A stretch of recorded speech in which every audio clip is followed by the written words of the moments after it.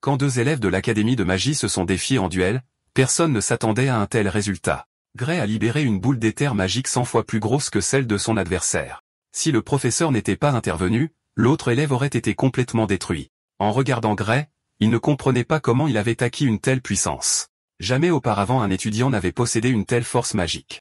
Mais la vérité est que Gray est un régresseur, et il n'a pas toujours été aussi fort. Voici comment son histoire a commencé. C'est la bataille finale entre les plus grands héros de l'humanité et leur ennemi démoniaque. Mais cette fois, nous ne suivons pas un héros surpuissant et glorifié. Au lieu de cela, notre protagoniste est juste un autre fantassin qui fait son travail avec diligence. Étant le petit dernier qu'il est, un laser perdu traverse sa poitrine, un coup si puissant qu'il ne résiste même pas et le laisse passer. Et cela conclut son histoire. Dans ces derniers instants, il regarde autour de lui ses camarades soldats, morts et éparpillés sur le champ de bataille. Quant aux soi-disant plus grands héros, eh bien, ils sont enfermés dans un affrontement intense contre l'ennemi juré de l'humanité, le liquidateur. Parmi les héros, il y a 4 braves guerriers, chacun avec des traits uniques et des pouvoirs flashy. Et puis il y a des gars comme notre garçon, des fantassins, jetés en pâture. Ces gars sont comme des PNJ debout dans un coin sans dialogue. Leur but? Juste mourir. Il se sent pathétique, pensant à combien il a peu contribué à cette guerre. Si seulement il était né avec une sorte de talent. Mais aussi puissants que soient ces héros, ils n'ont aucune chance non plus. Le liquidateur les tranche comme des concombres. Littéralement, un seul coup a suffi pour les anéantir. Il s'avère que ce monstre se jouait de sa proie depuis le début. Le sort de l'humanité est enfin scellé, ou du moins c'est ce que pensait Grayly. C'est alors qu'il se souvient que son cœur a déjà été réduit en miettes, et pourtant il n'est toujours pas mort. La prochaine chose qu'il sait, c'est qu'il est debout au milieu des ruines. Devant lui se trouve cet être tout-puissant qui ne donne aucun contexte à ce qui se passe. Le type mystère prétend que le corps de Gray est déjà guéri, mais le plus dingue, c'est qu'il s'est guéri lui-même en utilisant des pouvoirs enfouis au plus profond de lui depuis toujours. L'entité poursuit en disant que Gray est en fait bien plus fort que le liquidateur, le même salaud qui a massacré tous ses héros comme des porcs. Cependant, il n'est pas sûr que Gray puisse même gérer ce pouvoir. Alors pour l'instant, l'entité prête à notre garçon une partie de son propre pouvoir, juste assez pour éliminer le liquidateur. De retour dans le monde réel, l'épée de Gray est instantanément entourée d'une énergie mystérieuse offerte par l'être tout-puissant. Sans perdre de temps, il met cette énergie à l'épreuve pour voir si c'est la vraie affaire ou juste de la poudre aux yeux. Il s'avère que ce pouvoir est sacrément puissant, à tel point que le liquidateur félicite Gray pour sa force. Mais ce n'est toujours pas suffisant. Alors que Gray se prépare pour une autre frappe, bam. Il est coupé en deux comme les autres. Le sang jaillit de son corps sectionné alors que le liquidateur, bizarrement, le félicite à nouveau. Il est la première personne à pousser le liquidateur assez loin pour qu'il doive se donner à fond, mais le liquidateur a une autre surprise. Gray n'a pas encore fini. Cette énergie noirâtre le nourrit. La moitié inférieure de son corps, qui avait disparu il y a une seconde, s'est maintenant reformée, entièrement constituée d'énergie sombre. Frère passe en mode Black Clover avec cette épée massive. C'est un spectacle à voir, de penser que quelqu'un pourrait réellement faire hésiter le liquidateur. L'ennemi ne voit pas d'autre option que de lancer un bouclier en nid d'abeille pour protéger son pauvre corps. Gray ne ressemble même plus à un humain. Il s'écrase avec sa lame colossale, et l'impact envoie des ondes de choc littérales dans l'air. Le bouclier se brise en morceaux scintillants, et monsieur le prétentieux finit par bouffer de la merde avec toute la force du coup. Maintenant, le salaud se demande sérieusement si la chose qu'il combat est même humaine. Diable, il n'est pas sûr que Gray soit même vivant. Pendant ce temps, notre garçon se pose la même question. Mais en ce moment, tout ce qui compte, c'est le combat. Et, ouais, ce monstre est dur à cuire, mais notre garçon est également déterminé à faire le calcul et à démolir ce salaud. Il ne s'arrêtera pas tant que cette menace ne sera pas effacée. Il lance une autre entaille sauvage, et ce putain de flippant commence à saigner ce sang doré flippant. En réponse, le monstre sort un jutsu de niveau supérieur et fait pousser des ailes célestes. On dirait qu'il joue avec le temps lui-même. Le jour se transforme en nuit avec la lune brillant comme un projecteur des dieux. C'est assez impressionnant, et Gray l'admet, mais pas assez impressionnant pour ébranler sa confiance. Il met les gaz à fond, lançant une frappe préventive directement sur le cou du liquidateur, mais étonnamment, l'épée ne perce pas. Il y a une sorte de bouclier bizarre autour de lui à nouveau, puis il commence à raconter des bêtises qui me passent au-dessus de la tête. Apparemment, dans ce plan du vrai crépuscule, rien ne peut le blesser, ou du moins c'est ce que ce salaud prétend. Il dit à Gray de regarder le ciel pour voir à quel point il est vraiment dans la merde. Eh bien, notre garçon regarde par curiosité et voit une étoile aveuglante qui brille avec une intensité folle. Puis boum, cette chose s'écrase comme un putain de météore et anéantit Gray de l'existence. Le liquidateur se tient victorieux, regardant le cratère laissé derrière lui. Mais, heureusement, cette entité mystérieuse d'avant réapparaît juste à temps pour rembobiner tout et renvoyer notre garçon dans le passé avec une seule mission, qui est de sauver le monde. Au fait, le nom de cet homme mystère est Chrono. Apparemment, lui et le liquidateur ont une sorte d'histoire, mais personne ne nous dit de quel genre. Alors bref, retour à notre garçon qui ouvre les yeux dans un quartier vert paisible juste après sa régression. C'est calme, paisible, et honnêtement plutôt photogénique. Il s'avère qu'il est dans sa ville natale, Renato Village, pas seulement sa ville natale, mais la version passée de celle-ci. Il est presque 15 ans dans le passé. On dirait que Chrono a tenu sa promesse. Gray a été renvoyé dans le temps pour une dernière chance de sauver le monde. Soudain, une douleur lancinante rampe dans sa main. Quand il regarde sa main, il remarque des blessures et des bandages enroulés autour de son poignet. Maintenant qu'il y pense, c'était l'époque de sa vie où il était essentiellement un punching ball pour Belde et sa bande. Mais avec cette nouvelle chance, ce serait pathétique qu'il se fasse encore harceler. Encore une fois, il n'y a aucune chance qu'il puisse affronter ces gars de front. Il est bien au-dessus de leur niveau. Avec le recul, même battre le liquidateur ressemble à un rêve. Quoi qu'il en soit, il doit trouver un moyen de gérer ces brutes, sinon il est condamné à revivre la même souffrance encore et encore. On dirait qu'il n'a pas de chance, ou peut-être que si, il tombe justement sur les mêmes connards qu'il redoute le plus. Bien sûr, c'est Belde et ses sbires. Comme ils s'ennuient ces derniers temps, ils sont à la recherche de notre gars, désireux de continuer leur tradition de bon vieux harcèlement comme si c'était leur nouvelle religion. Il jette une épée de rechange à ses pieds, lui ordonnant de la ramasser. Notre garçon fixe l'épée, perdu. Il n'a toujours pas compris ce que ces voyous manigancent. Après tout, cela fait 15 ans, donc les souvenirs sont un peu flous. Belde, quant à lui, suppose que Gray fait semblant d'être perdu exprès, alors il a la gentillesse de lui rappeler leur bataille simulée habituelle. En entendant cela, Gray essaie rapidement de se débarrasser de ses parasites en montrant sa main blessée. Il est reconnaissant pour l'invitation, mais, malheureusement, il ne peut pas se joindre à eux car la blessure n'a pas encore guéri. Mais on dirait qu'il ne peut pas se débarrasser de ces clochards à moins qu'il ne ramasse l'épée et se batte. Il lui assure même que les épées sont totalement émoussées, il n'y a donc pratiquement aucune chance de se blesser. Gray, cependant, ne peut s'empêcher de penser qu'une blessure est toujours possible. Peu importe à quel point la lame est émoussée, elle reste un morceau de fer. Un mauvais coup au mauvais endroit pourrait réserver votre billet aller simple pour le paradis. Eh bien, il a raison. Un léger coup sur les bijoux de famille, et vous serez plié en deux par une douleur insupportable. Mais ces gars ne semblent pas comprendre la logique derrière les mots de Gray. Belde prend sa position, prêt à frapper. Il déteste entendre un nom de Gray, alors il fonce sur lui comme un taureau enragé pour commencer le duel. Gray a eu le temps de saisir l'épée, mais c'est fini, et Belde fonce déjà sur lui. Notre garçon trouve ridicule que ce type appelle cela une bataille simulée alors qu'il charge comme s'il était en colère contre sa propre mère. C'est alors que Gray se souvient de quelque chose qu'un ancien médecin militaire lui a dit. La raison pour laquelle son maniement de l'épée ne s'est jamais amélioré était due à une blessure qu'il avait subie enfant. Maintenant qu'il y pense, c'est peut-être cette blessure qui a changé sa vie à jamais et l'a forcé à vivre comme un avorton. Belde s'abat avec sa lame, mais Gray disparaît et esquive la frappe. Sérieusement, même Gray lui-même est choqué d'avoir réussi à l'esquiver. Le visage de Belde se crispe de contrariété en voyant une telle agilité impressionnante. Il lance une autre frappe que mon gars esquive à nouveau, puis une frappe rapide visant ses pieds est également facilement évitée.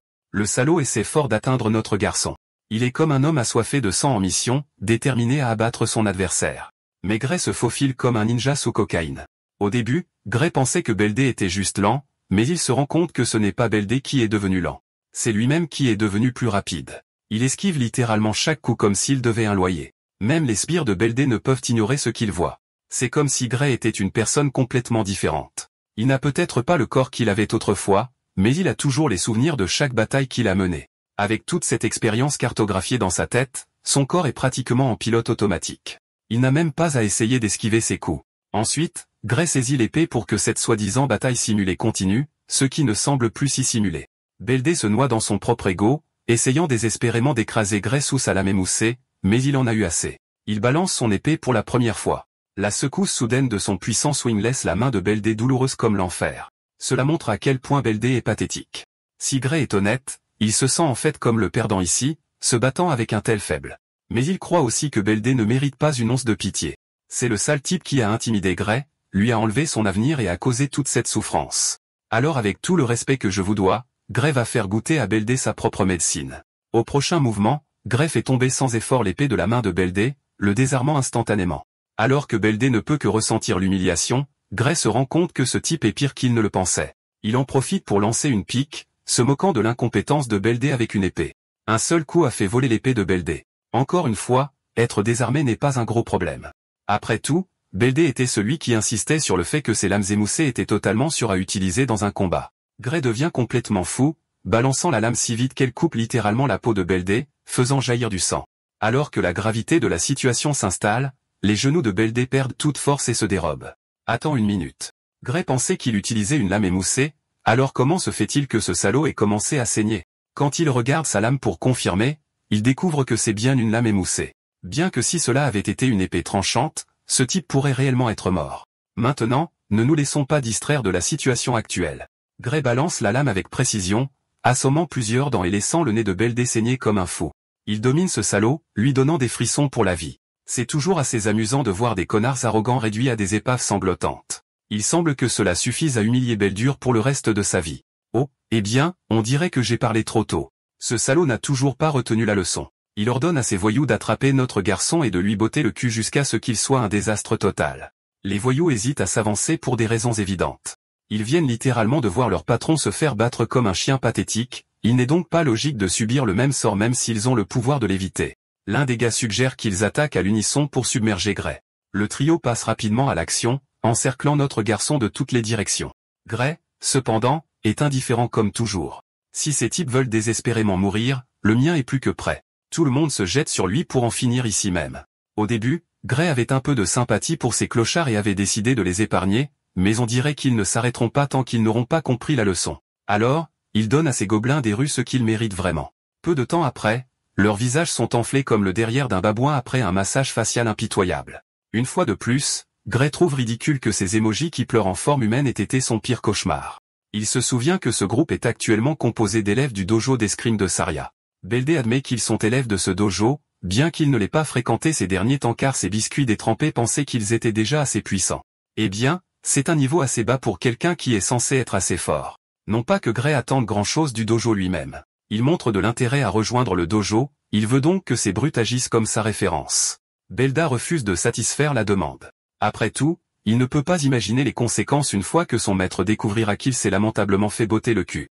Gray sait exactement comment s'y prendre avec ces types. Il se contente de faire tournoyer son épée pour intimider ces nuls, laissant entendre le pire qui pourrait arriver s'ils n'écoutent pas.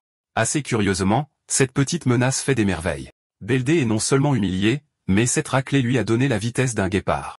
Il dévale littéralement la route pour atteindre le dojo le plus vite possible, laissant même ses amis derrière lui. Un peu plus tard, ils entrent dans la ville.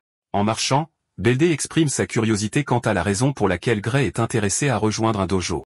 Il s'avère que ce dojo a une place de recommandation pour l'académie. Notre garçon n'a pas besoin d'en dire plus car il est sûr que Beldé est assez mature pour comprendre quel est son objectif principal. L'un des gars se demande pourquoi Gray ressent même le besoin de rejoindre une académie alors qu'il est déjà assez puissant. Ces salopes ne savent pas à quel point mon gars ne place pas la barre aussi bas. Il a sa propre définition de suffisant. Il se souvient vivement du jour où tous les héros de l'humanité ont été abattus comme des porcs en un clin d'œil, et c'était censé être la formation la plus forte du monde. Oubliez les héros. Même lui ne pouvait pas égratigner ce bâtard avec tout le pouvoir mystérieux qu'il avait. Dieu seul sait combien de puissance sera suffisante pour vaincre ce bâtard. Bien qu'il n'ait pas été complètement désespéré à l'époque, au moment où il a obtenu ses sombres pouvoirs de dur à cuire, il s'est senti comme un être omnipotent capable de tout détruire. Ce qui le retenait, c'était un manque de compétences en escrime. Il s'était appuyé sur quelques astuces qu'il avait apprises du sein de l'épée. S'il avait passé plus de temps à s'entraîner à l'escrime, tout comme le sein de l'épée, il est presque sûr qu'il aurait pu renverser le cours de la bataille à lui seul. C'est probablement la raison pour laquelle Chrono l'a envoyé ici, pour qu'il se crève le cul jusqu'à ce qu'il soit digne de manier à nouveau ce pouvoir sombre et mystérieux. Un peu plus tard, nous rencontrons le maître dont ces brutes parlaient. Le groupe se fait sermonner pour avoir provoqué un civil au hasard. Et ce qui est pire, tout ce qu'ils ont obtenu après avoir défié ce civil, c'est une défaite humiliante. Cette femme intimidante est l'instructrice du dojo d'escrime, Seria. Beldé essaie de clarifier qu'il n'essayait pas vraiment d'intimider qui que ce soit. Ce n'était qu'une simple bataille simulée. Le pauvre bâtard finit par encaisser un coup dévastateur pour ses mensonges, un coup si fort qu'il serait sur la lune avec ce billet aller simple. Ces brutes tremblent de terreur, souhaitant juste survivre à cette journée. Rien à craindre, les gars. La cascade qu'elle vient de faire était une petite leçon qu'elle voulait enseigner à ces imbéciles. S'ils appellent frapper quelqu'un de non armé une bataille simulée, alors ce qu'elle a fait compte également comme une bataille simulée. Elle pointe son épée juste au-dessus du visage laid de Beldé et l'expulse immédiatement du dojo. Non seulement lui, mais ces brutes le rejoignent aussi. Avec cela, ces brutes pathétiques prennent leur pathétique chef perdant et sortent pathétiquement. Elle se tourne immédiatement, s'assoit sur ses pieds et s'excuse auprès de sa nouvelle recrue au nom de ses anciens élèves qui lui ont causé beaucoup de problèmes. Mon gars rejette les excuses. Retour aux affaires. Elle a entendu dire qu'il voulait une recommandation à l'académie, ce que mon gars confirme. Puisque Beldé et son équipe de seconde zone lui ont causé beaucoup de problèmes, elle est prête à lui écrire une lettre de recommandation. Bien qu'avant de faire cela, elle veut qu'il prouve sa valeur. Les deux concurrents se tiennent l'un contre l'autre, épée en bois à la main. Étant la senior, elle lui donne généreusement l'opportunité de frapper en premier, et ainsi l'échange de coups commence. Ils se déplacent si vite que littéralement tout ce qu'ils laissent derrière eux, ce sont des traînées de silhouettes de leurs frappes redoutables. Pendant ce temps, Saria fait son travail, qui est d'évaluer les capacités de nos garçons. Elle peut dire que son escrime est assez pratique pour son âge. C'est comme s'il avait vécu d'innombrables batailles auparavant.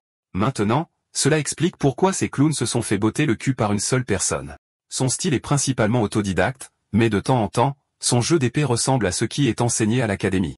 Cela signifie probablement que quelqu'un lui a probablement enseigné, bien que sa technique soit encore brute. Une chose est sûre cependant, il a beaucoup de talent brut qui ne demande qu'à être exploité et exploité au maximum. Elle a trouvé un diamant brut. Maintenant qu'elle l'a évalué, elle décide de mettre fin au duel avec le dernier coup qu'elle s'apprête à porter. Mon gars se prépare et part sans effort son attaque. Cette danse macabre recommence. Bro part littéralement chacune de ses attaques comme s'il était allergique aux dégâts. Cela incite la femme à devenir anxieuse. Le manque d'hésitation de son côté la déstabilise. C'est comme si aucune attaque qu'elle essaie ne pouvait faire vaciller sa position. Bon sang, elle commence même à en avoir marre d'elle-même. Penser qu'elle doit tout donner dans une bataille simulée qui n'était censée qu'évaluer les capacités de ce jeune homme, elle est submergée au point qu'elle commence à ressentir de la peur. Pendant un instant, il ressemble à une entité démoniaque sur le point de déclencher quelque chose d'énorme. Après avoir survécu au dernier swing de notre gars sans effort, elle réalise que ce n'était qu'un swing sauvage. Après ce swing fou, Gray commence à se sentir fatigué et son niveau d'énergie baisse. La femme le voit bouder et le confond avec une faiblesse dans sa défense. Alors elle se jette comme un chat fougueux, seulement pour se retrouver échec et mat juste sur place. La table s'est retournée contre elle. L'épée en bois brisé tombe au sol et Gray se retrouve déconcerté. Pendant une seconde, il a retrouvé ce pouvoir sombre qu'il avait reçu lors de son combat contre le liquidateur. Le fait qu'il ait utilisé un soupçon de ce même pouvoir signifie qu'il a toujours accès à ses capacités, même après être revenu dans le passé. Mais alors, ça arrive. Un contre-coup atroce envahit son corps d'une telle douleur qu'il tombe à genoux. Il ne peut même pas se tenir debout, tandis que Saria, alarmée par son état, veut l'aider. Même après avoir utilisé une fraction de son pouvoir, Gray réalise que son corps actuel est incapable de manifester ses capacités. Pourtant, il rassemble sa détermination pour se relever malgré le tremblement de son corps. Après lui avoir dit qu'il allait bien, Gray se perd dans ses pensées, réalisant qu'il peut à peine se tenir debout, ce qui souligne à quel point il va devoir être efficace avec ses capacités. Oh, il pense aussi à révéler des informations sur son pouvoir au maître d'épée expérimenté en face de lui. Saria le regarde, perdue et confuse. Pendant ce temps, notre garçon évalue la situation avec lucidité et conclut qu'il ne devrait parler à personne de ce qui s'est passé. Après tout, qui croirait jamais son histoire ridicule? Et ce n'est pas comme s'il pouvait contrôler ses pouvoirs sombres à volonté pour démontrer ce qu'il veut dire. Gardant cela à l'esprit, il trouve une excuse innocente, il s'est simplement surmené. Mais le maître d'épée ne le croit pas une seule seconde, pensant à quel point son excuse est ridicule. Il n'y a tout simplement aucun moyen pour lui d'avoir coupé son épée en bois alors qu'il se battait avec des armes émoussées en premier lieu. Elle se montre assez intelligente pour comprendre que Gray lui cache quelque chose. La fille de Virgile pointe ce qui reste de son épée vers notre garçon, ce qui pousse Gray à demander s'il y a un problème. Clairement, d'après la façon dont il gère sa réaction, elle comprend qu'il ne veut pas parler de quoi que ce soit pour l'instant. Au lieu de le provoquer à ce sujet, elle respecte sa décision et l'interroge sur son intérêt initial à obtenir une recommandation pour l'académie. Notre garçon confirme cela, partageant qu'il a entendu dire qu'elle pouvait l'aider avec ça. Saria ne le nie pas non plus. Elle souligne qu'avec sa seule autorité, elle peut l'aider à obtenir une recommandation pour l'Académie royale d'escrime, la meilleure institution éducative que le royaume ait à offrir. En même temps, étonnamment, elle ne montre aucun intérêt à le recommander pour fréquenter cette institution, ajoutant que Gray est une personne inapte pour l'Académie. Ces paroles froides l'ont poignardé plus fort que n'importe quelle lame. Gray commence à se rabaisser, doutant de ses capacités et admettant qu'il est trop faible. Son attaque finale était la seule chose remarquable qu'il avait faite dans cette bataille. Mais attendez. Saria n'a pas fini de parler. Elle poursuit ses pensées, arguant qu'au lieu d'aller à l'Académie royale, le garçon devrait plutôt se diriger vers l'Académie de l'Union mondiale. Quel rebondissement! La révélation le frappe plus fort que Truck-kun frappant ses victimes Izuke. Bien que l'Académie royale soit la meilleure de leur pays, l'Académie de l'Union mondiale est la meilleure du monde entier. L'institution est considérée comme le summum de la maîtrise de l'épée. Gray est à court de mots car cette même Académie de magie est responsable de la production de l'escouade de combat la plus forte, y compris des personnes comme la Sainte de l'épée Ami. Il confronte immédiatement Saria, se demandant s'il est même qualifié pour fréquenter une institution prestigieuse comme celle-là.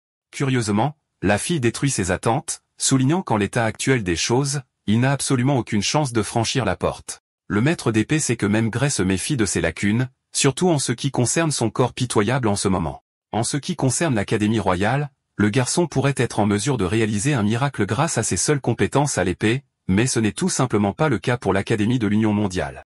Alors, ouais, le gars est foutu s'il ne s'entraîne pas à fond.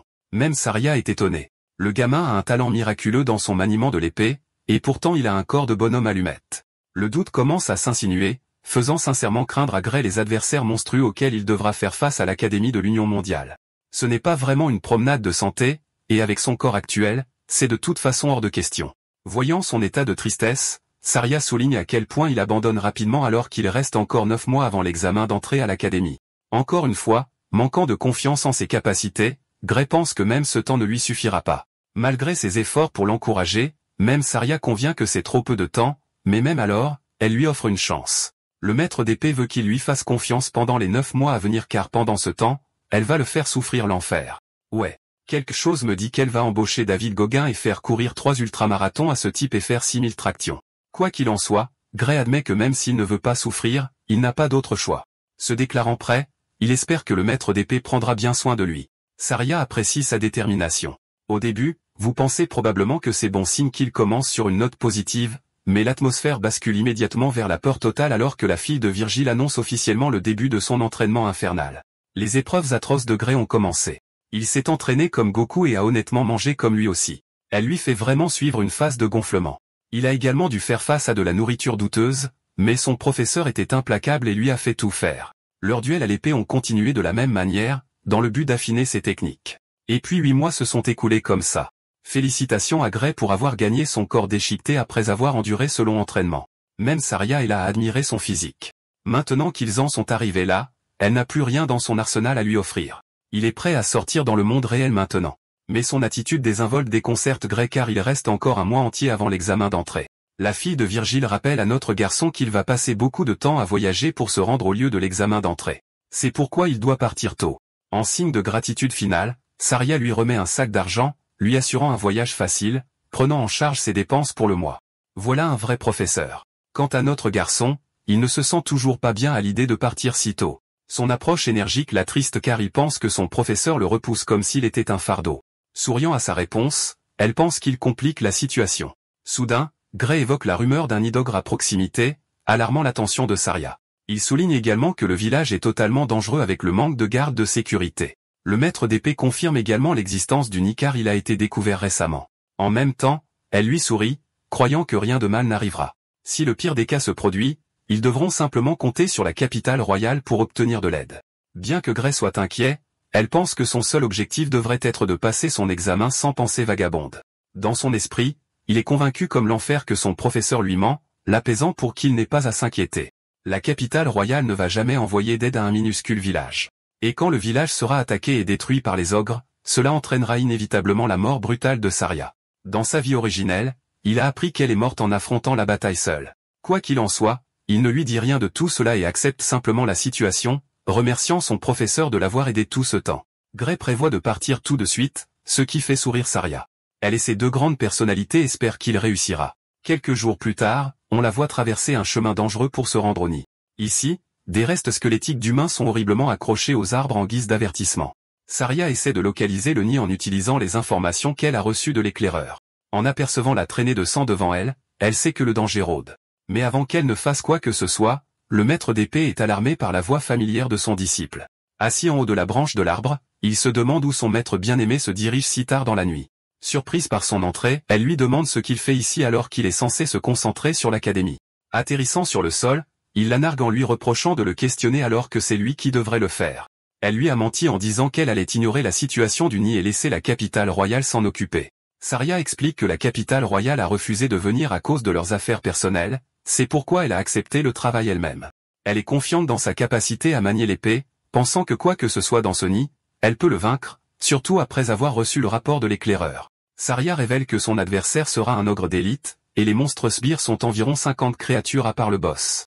Elle sait que combattre les monstres sera difficile à cause de leur nombre, mais cela ne l'empêche pas d'y aller. D'ailleurs, même Gray admet qu'un ogre d'élite n'est pas fort, du moins pas assez pour vaincre une femme de son calibre. Cependant, le truc avec les ogres, c'est que leur avantage unique réside dans leur cerveau et leur nombre écrasant. Avec tant d'ogres dans ce nid, Saria va certainement mourir s'ils parviennent à l'encercler et à la submerger. À part ça, notre garçon sait une chose avec une confiance absolue. Grâce à sa connaissance de sa vie antérieure, laisser Saria accepter la mission seule, c'est comme l'envoyer à sa mort. Et à la fin, le village sera également détruit sans protecteur. C'est l'avenir sombre qu'il a déjà vécu auparavant.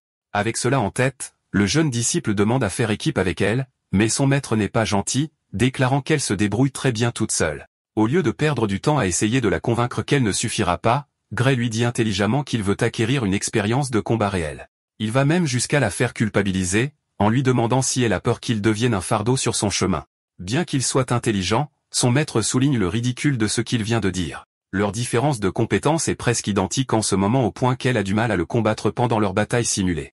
Même avec ce fait en considération, Saria rappelle à son disciple qu'une vraie bataille est bien différente, surtout quand on tient compte d'un nid monstrueux comme celui-ci. Cette tâche implique un immense danger, c'est pourquoi elle ne veut pas que Gray risque sa vie, du moins pas tant qu'il n'a pas plus d'expérience au combat. Son disciple est dévasté d'entendre sa conviction.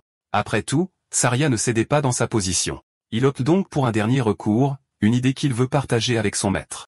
Au début, elle est surprise jusqu'à ce que Gray la défie directement à un combat, promettant de l'endormir et de partir seul affronter l'ogre.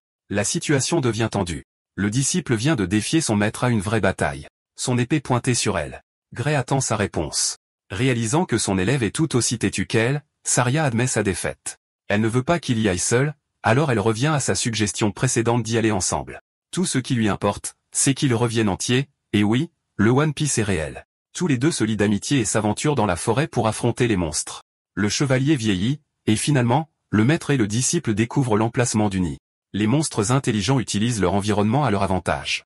Ils ont fait un nid qui ne laisse aucune place à l'évasion au cas où quelqu'un oserait s'aventurer jusqu'ici pour les défier. Saria pense que les créatures doivent être confiantes dans leurs capacités, tandis que Gray soutient que c'est en fait plus un désavantage pour eux deux car ils devront se battre avec prudence. Observant d'une distance sûre, elle est plutôt surprise. Le boss est introuvable parmi le groupe, ce qui la fait se demander s'il se cache dans sa tente. Si c'est le cas, c'est bien pour eux car de cette façon, ils pourront tuer de nombreux hommes demain avant que l'ogre d'élite ne puisse les affronter. Pour discuter de la stratégie de combat, Saria demande à son élève de cibler les monstres d'un côté pendant qu'elle va couvrir l'autre côté. Exécutant le plan tout de suite, tous les deux se lancent à l'action avec leurs épées à la main. La confrontation commence. Avant même que les monstres ne soient capables de comprendre la situation, la majestueuse Saria est déjà au-dessus d'eux, exécutant un tir à la tête propre, faisant un football de la tête de la créature alors qu'elle s'effondre au sol. Avec le premier monstre abattu, le reste d'entre eux grondent et rugissent les uns envers les autres dans leur langue. Tout le groupe est enragé et passe directement en mode meurtre, préparant ses armes pour tuer les intrus. Mais cela n'a pas d'importance car notre garçon passe en mode bête avec la façon dont il massacre la horde. Ce type est une armée d'un seul homme, coupant transversalement plusieurs monstres à la fois. L'élégante Saria est tout aussi douée, montrant ses compétences impressionnantes qu'elle a apprises de Papa Virgile. Les deux sont imparables. Gray et Saria se couvrent parfaitement le dos.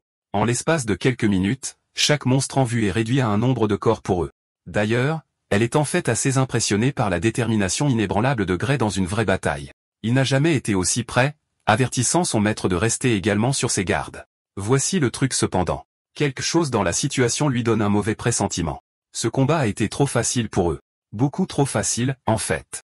Parce que si c'est le niveau que Saria a dû affronter, alors elle aurait pu tous les vaincre seule, même sans son aide. Et cela le met mal à l'aise car quoi qu'il se repose à l'intérieur de la tente, il sera beaucoup plus terrifiant que tout ce qu'ils ont affronté jusqu'à présent. En parlant de cela, la paire d'yeux menaçants de la créature rayonne à travers la tente sombre, le regardant de loin.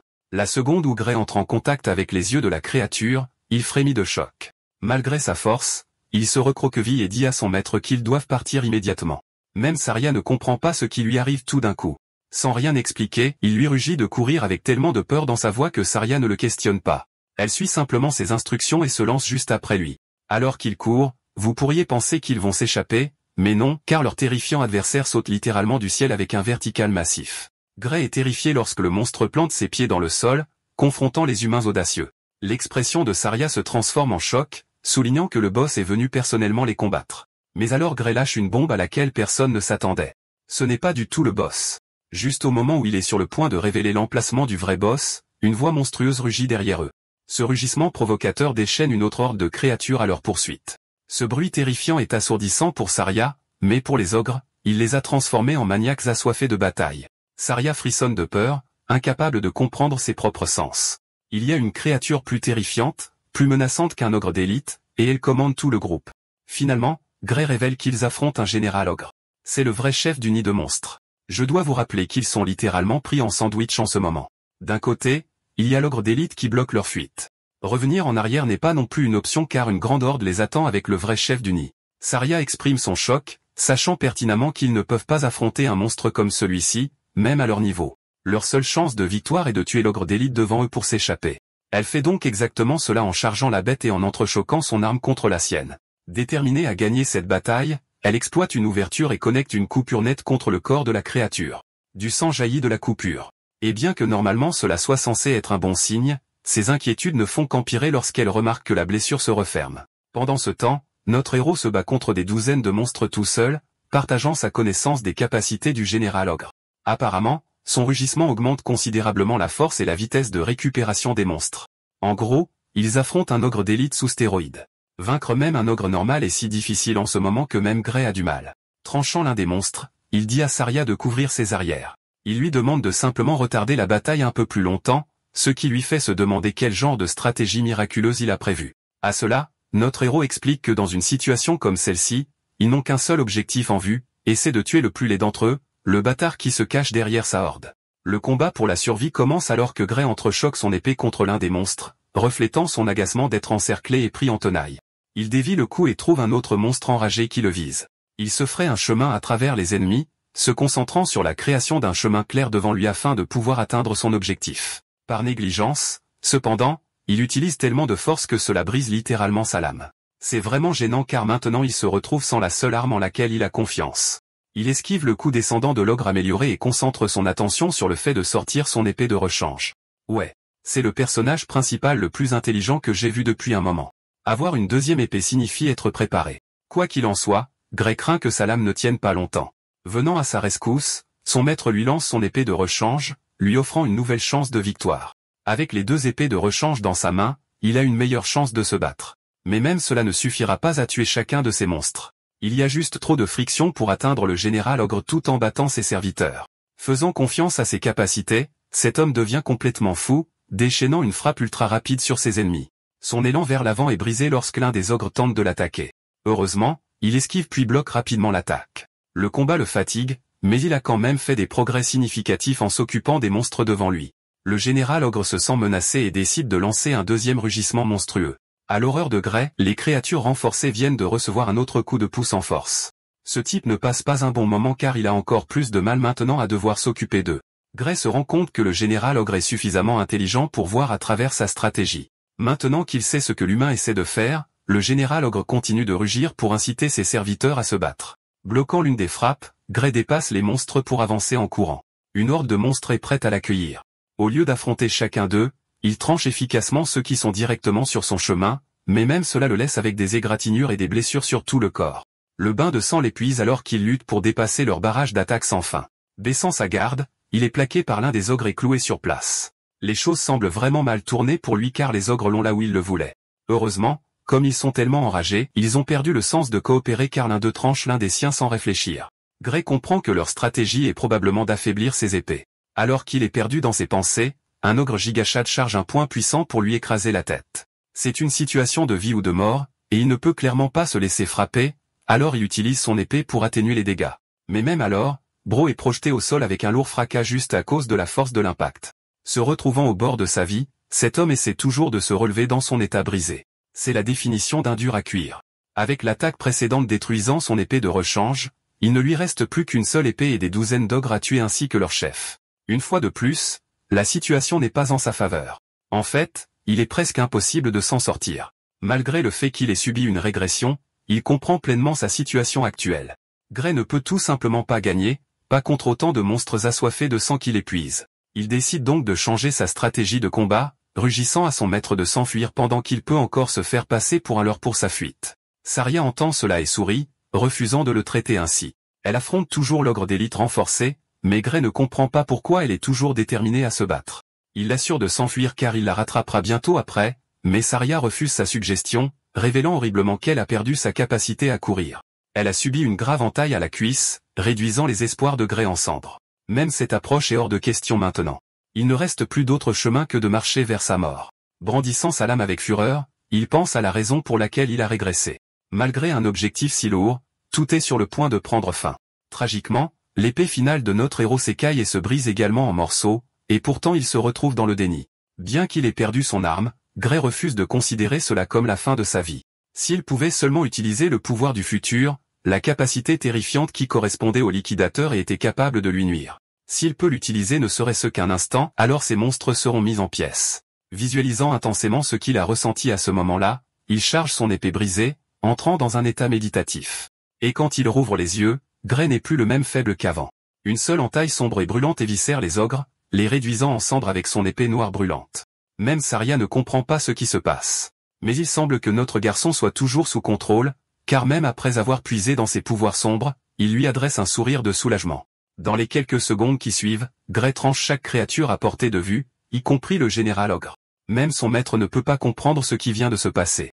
Elle est trop occupée à se concentrer sur l'ogre d'élite devant elle. Mais maintenant que le général ogre est tué, les capacités de renforcement semblent s'être estompées. Saria comprend que maintenant, elle peut facilement tuer la bête car elle n'a plus aucune capacité de régénération. Utilisant une version discount de la fin de la coupe du jugement, elle abat la créature, déclarant que l'ogre d'élite n'est rien sans son maître. Ils ont enfin gagné. Tous les deux ont réussi à faire face à toutes les difficultés et ont remporté le combat. Bien qu'il ait miraculeusement déjoué une horde entière d'ogres, Gray s'excuse toujours d'avoir cassé son épée. Saria lui dit que ce n'est rien comparé au fait de lui avoir sauvé la vie en échange. Elle ramasse l'épée et veut le confronter pour la technique qu'il a utilisée à la fin.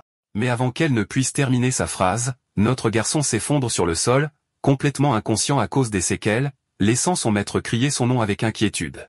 La perspective se coupe à l'esprit intérieur de Gray. Il s'interroge sur son environnement et ne voit qu'une porte flottante enchaînée devant lui. Il est confus jusqu'à ce que la porte libère le même type d'énergie sombre qu'il utilise grâce à sa capacité. Une soudaine prise de conscience l'envahit. C'est son propre pouvoir.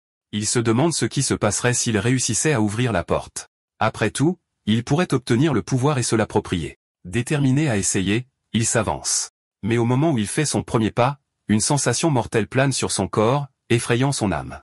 Et ce n'est qu'après avoir fait un pas. Gray est tellement frappé de peur qu'il recule. Il n'a pas toutes les réponses concernant la source de son pouvoir, mais une chose lui a été très claire maintenant. S'il ose provoquer l'utilisation de ses pouvoirs dans son état actuel, il ne fait aucun doute qu'il mourra. Et ce n'est pas seulement une affirmation légère parce que la sensation est si horrible qu'elle le fait pleurer. Du vide, une voix se faufile dans son esprit, le félicitant pour sa décision. Avant que Gray ne puisse aller plus loin, il se réveille en panique dans son lit. Son maître est juste à côté de lui, content qu'il soit enfin réveillé. Inquiet, il demande où il est. Elle explique qu'elle l'a emmené à l'infirmerie du village aussi vite qu'elle le pouvait. Ce mec était en fait assommé pendant 5 jours entiers, et je suis tellement content que l'auteur n'ait pas dit 3 jours comme toutes les autres histoires. Quoi qu'il en soit, elle avait peur pour sa vie, tandis que Gray doit faire face au fait qu'il a dû se rétablir pendant près d'une semaine à cause du fardeau de la technique qu'il a utilisée. Même Saria pense qu'il a fait plus que le nécessaire dans cette bataille. C'était la définition du défi à tous les obstacles. Pourtant, elle est préoccupée par l'état de son corps et lui demande s'il est capable de bien bouger. Pour tester, notre garçon essaie de lever le bras, mais il ne peut rien faire. Il peut à peine l'utiliser après avoir dépensé beaucoup d'énergie. Mais dans l'état où il est en ce moment, il est hors de question qu'il puisse tenir une épée avec une blessure comme celle-ci. En fait, il n'y aurait jamais moyen qu'il puisse s'en frotter non plus, donc il faut résoudre ce problème rapidement. Ensuite, il y a la contusion sur son bras laissée après la bataille. Saria s'inquiète de son état, sachant qu'il est incapable de bien bouger son corps. Gray confirme qu'il est impuissant en ce moment. Même son maître admet que son bras ne reviendra pas à la normale de sitôt, révélant que chaque os de son bras a été brisé en morceaux. Cette révélation surprend notre garçon car, étrangement, il ne ressent aucune douleur. C'est en fait grâce au traitement à la potion magique qu'il a reçu. La mâchoire de notre garçon tombe par terre parce que ces choses sont censées être vraiment chères, et elle vient d'en utiliser une sur lui. Saria explique qu'il n'y a pas lieu de s'inquiéter car le chef du village les a personnellement récompensés avec. Le gamin n'arrive pas à croire ce qu'il entend. Il ne connaît même pas personnellement le chef du village et il a reçu une potion magique à ses dépens. Saria pense qu'il est stupide de ne pas comprendre sa situation. Alors elle le dit en gras. Gray est officiellement le sauveur et le héros du village. Avant qu'il ne puisse comprendre ce qu'elle vient de dire, le chef du village fait irruption pour saluer le garçon, le remerciant pour tout ce qu'il a fait. Pour souligner la grandeur de ses pieds, le chef du village rappelle au gamin qu'un général ogre est si fort qu'il faut une ville entière pour se battre contre un seul. Ce genre de créature menaçait leur village, et pourtant un garçon a pu se frayer un chemin, taillant un chemin et tuant le monstre, assurant la sécurité du village. Pour cela, le chef du village est reconnaissant. C'est grâce aux efforts vaillants du garçon et de son maître que leurs vies ne sont plus menacées. Incapable d'accepter tout le mérite, Gray soutient qu'ils exagèrent ce qu'il a fait, mais le chef du village pense que c'est lui qui minimise ce qu'il a fait. Y réfléchissant un instant, Gray réfléchit au résultat. Il pense que les paroles du chef du village sont peut-être justes. Vous souvenez-vous de sa vie antérieure?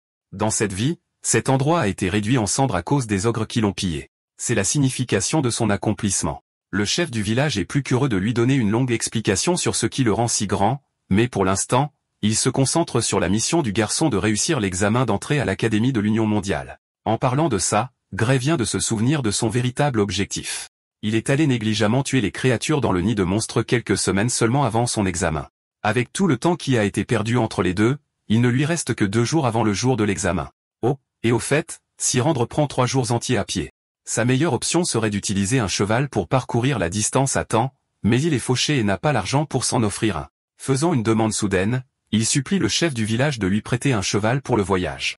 La bonne chose est que le chef s'attendait déjà à ce que le gamin fasse une telle demande, c'est pourquoi il a déjà préparé le meilleur cheval pour ses voyages. Saria sourit, révélant que leur plan initial était de le porter même s'il ne s'était pas réveillé aujourd'hui. Certaines personnes vous soutiennent vraiment malgré vos problèmes, tout comme les amis de Gray ici, et j'espère que nous en rencontrerons d'autres dans nos vies aussi.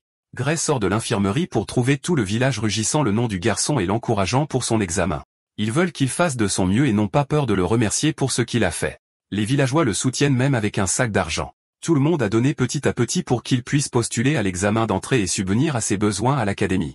Le garçon est éternellement reconnaissant envers les villageois qui lui ont montré tant d'amour avec leur soutien. Il déclare aussi en plaisantant que ça va être vraiment embarrassant s'il échoue et revient. Mais Saria est absurdement confiante en son élève, soulignant que les candidats qui postulent à l'examen d'entrée ne sont pas capables de battre un général ogre tout seul, mais ce n'est pas la seule préoccupation. Le garçon s'inquiète pour son bras car il est toujours abîmé et on ne sait pas quand il guérira. À cela, son maître répond qu'il devrait utiliser son bras gauche en attendant.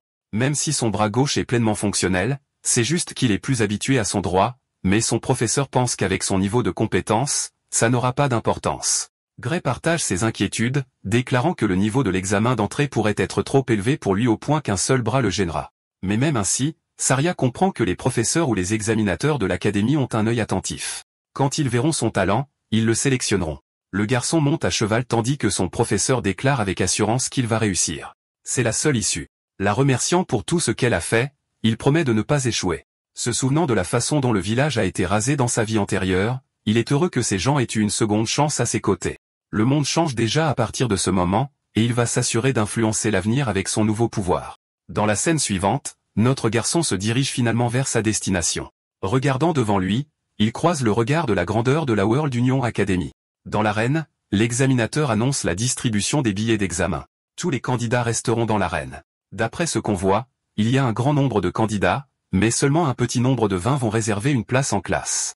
Ils se disputent au sujet du nombre changeant de places chaque année car certaines années, l'académie a même accepté 50 personnes, tandis que dans de rares cas, elle n'en a accepté qu'une seule. Donc, les règles de sélection ne sont apparemment pas absolues. Quoi qu'il en soit, le professeur Ariel prend le devant de la scène et s'avance. Elle s'adresse aux candidats et explique qu'ils devront récupérer le papier qui est présenté. En claquant des doigts, un vortex de jaune s'ouvre, libérant de l'énergie magique et manifestant automatiquement les billets dans la main de chaque candidat. Notre garçon récupère son billet. Son numéro d'examen est le 513 pour le cours d'escrime. Le professeur Ariel ajoute que leur billet ne partage que les détails les plus importants, mais il n'y a pas lieu de s'inquiéter car le processus est le même chaque année. Elle confirme également que l'académie ne se soucie pas de l'âge ou du sexe, de la nationalité ou de la classe. En d'autres termes, ils s'en foutent complètement que vous soyez un hélicoptère d'attaque ou non. Ils ne se soucient même pas de connaître leur nom. Les candidats qui sont destinés à réussir seront invités à fournir des informations supplémentaires. Mais pour le total des candidats ici, ça n'a pas d'importance. Le professeur Ariel confirme même que c'est bon s'il donne un faux nom, prouvant une fois de plus que l'académie s'en fiche. Quoi qu'il en soit, les ennuis recherchent à nouveau notre garçon car il est venu ici sans son épée aujourd'hui, et pourtant il est placé dans le cours d'escrime. Cela lui fait remettre en question la légitimité du système. Le professeur Ariel continue, déclarant avec humour qu'elle a attribué à chaque personne un cours en fonction de son apparence. Je sais qu'elle est censée être perspicace ou quelque chose du genre, mais c'est juste drôle de voir comment il y a une minute, elle parlait de discrimination. Et puis elle continue à dire, Ariel est d'accord pour corriger les détails du cours au cas où elle se serait trompée. Même les candidats pensent qu'il est impossible d'attribuer un cours uniquement sur la base du site, surtout quand il y en a autant. Ils soupçonnent fortement que l'Académie a dû enquêter sur eux au préalable, c'est donc ainsi qu'ils savent. La possibilité de la magie de la lecture de l'esprit est également évoquée. Le professeur Ariel ne répond à aucune de leurs préoccupations. Tout ce qu'elle remarque, c'est que personne ne se plaint du cours attribué. Alors ensuite, elle décide de révéler le calendrier d'examen de chacun. Le détail est imprimé sur le billet en une fois. Gray est nerveux car il est prévu qu'il passe son examen le premier jour, ne lui laissant pas le temps de laisser son bras guérir. Ariel révèle que cet examen ne sera effectué qu'une seule fois, et qu'il décidera de tout. Si un candidat est en retard, la disqualification immédiate sera la seule issue. Elle leur rappelle également que leurs horaires sont stricts et ne seront ni manipulés ni contestés sur demande. C'est une mauvaise nouvelle pour Gray qui a du mal à se rétablir. Il implore son corps de faire un miracle et de le guérir demain. Le lendemain arrive, et que savez-vous? Le bras du pauvre gars n'a même pas guéri d'un iota. Il n'a d'autre choix que de passer l'examen dans cet état. Le numéro d'examen de Gray est appelé, et il s'avance avec frustration. Il essaie de se calmer afin de rester optimiste quant à la situation. Évaluant son bras gauche, il ne semble pas avoir de problème, et il peut également bouger son bras droit s'il exerce suffisamment de force. Sa stratégie actuelle est d'observer attentivement les mouvements de l'examinateur et de découvrir une stratégie gagnante à partir de cela. Il regarde un match entre un candidat et un examinateur. Le candidat se précipite aveuglément pour attaquer, mais à la fin de son attaque, l'examinateur est imperturbable et se tient nonchalamment en attendant son prochain mouvement. Le candidat traîne son épée pour une autre entaille, mais même cette frappe est inutile. Il est bloqué, et pas seulement ça. L'examinateur dévie sa lame avant de l'envoyer voler avec un coup final. Son corps touchant le sol, l'examinateur conclut le résultat de l'examen, lui ordonnant de quitter le lieu. Vous pensez peut-être que Gray a trouvé quelque chose, mais le plus drôle, c'est que cet homme abandonne littéralement et accepte qu'il est sur le point de se faire cuisiner. Son numéro est appelé pour entrer dans l'arène. Gray réfléchit à ses chances, réalisant qu'il ne peut clairement pas battre un examinateur qui a anéanti un candidat encore plus grand que lui. À l'intérieur de l'arène, notre garçon a la liberté de faire le premier pas. Malgré cela, il comprend parfaitement que cette bataille sera unilatérale. Même alors, il doit faire une sorte d'impression. Le combat commence avec Gray se précipitant pour frapper. Il se souvient des conseils de son maître, qui lui a dit d'utiliser tout son corps pour délivrer une entaille puissante plutôt que d'utiliser uniquement ses bras. Canalisant ses conseils en mouvement, il pense que la seule façon de faire face à la perte de son bras droit est d'utiliser ses autres muscles à la place, et il délivre donc le premier coup, que l'examinateur esquive facilement. Même maintenant, Gray a du mal à se battre dans son style habituel. Après tout, même s'il essaie de compenser son bras droit, cela ne change toujours pas le fait qu'il est ici dans une situation de désavantage majeur. L'examinateur riposte en essayant de le couper. Mais à la grande surprise de Gray, l'épée bouge bien trop lentement. C'est comme s'il pouvait lire sa trajectoire sans avoir à se précipiter. Alors, notre garçon bloque l'attaque avec succès, sentant toujours le poids de la force de l'examinateur derrière l'attaque. En même temps, il juge que la technique de l'examinateur n'est pas aussi raffinée que celle de Saria. Donc, s'il peut juste se concentrer sur les techniques qu'il a apprises d'elle, il y a une chance qu'il puisse exploiter une opportunité et créer une ouverture.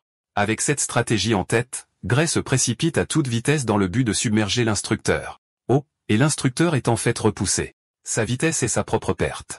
Gray se sent devenir confiant, réalisant qu'il peut facilement vaincre cet examinateur. Les paroles de son maître lui reviennent en mémoire. Leurs lames s'entrechoquent une fois de plus, mais Gray submerge son adversaire avec une déviation complète, prêt à terminer la bataille avec sa nouvelle confiance. Gray a continué son assaut incessant tandis que l'instructeur faisait de son mieux pour reprendre le contrôle du rythme.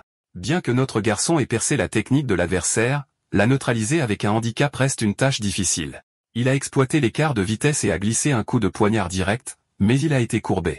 La différence de puissance brute était tout simplement trop grande. Briser la forme de l'instructeur est plus facile à dire qu'à faire avec deux mains, et encore moins avec une seule. Cela dit, l'agression de Gray rendait les mouvements des nerfs de plus en plus rudes. Ce serait un peu risqué, mais il peut tenter sa chance ici. Avec un plan clair en tête, Gray a laissé l'instructeur le pousser au bord de la scène, exposant un énorme trou dans la défense. Comme prévu, Glace a mordu à l'hameçon et s'est jeté pour un coup de grâce. L'instructeur est tombé dans le piège le plus vieux du monde. Il a fait une large ouverture pendant que Gray anticipait. Le jeune guerrier a ajusté sa position et a laissé venir le swing. Rien n'est plus susceptible d'exposer une ouverture qu'une poussée imprudente et avide. Un swing large et prévisible était précisément ce dont il avait besoin pour utiliser son avantage de vitesse. En un instant, il a atteint le flanc vulnérable de l'instructeur.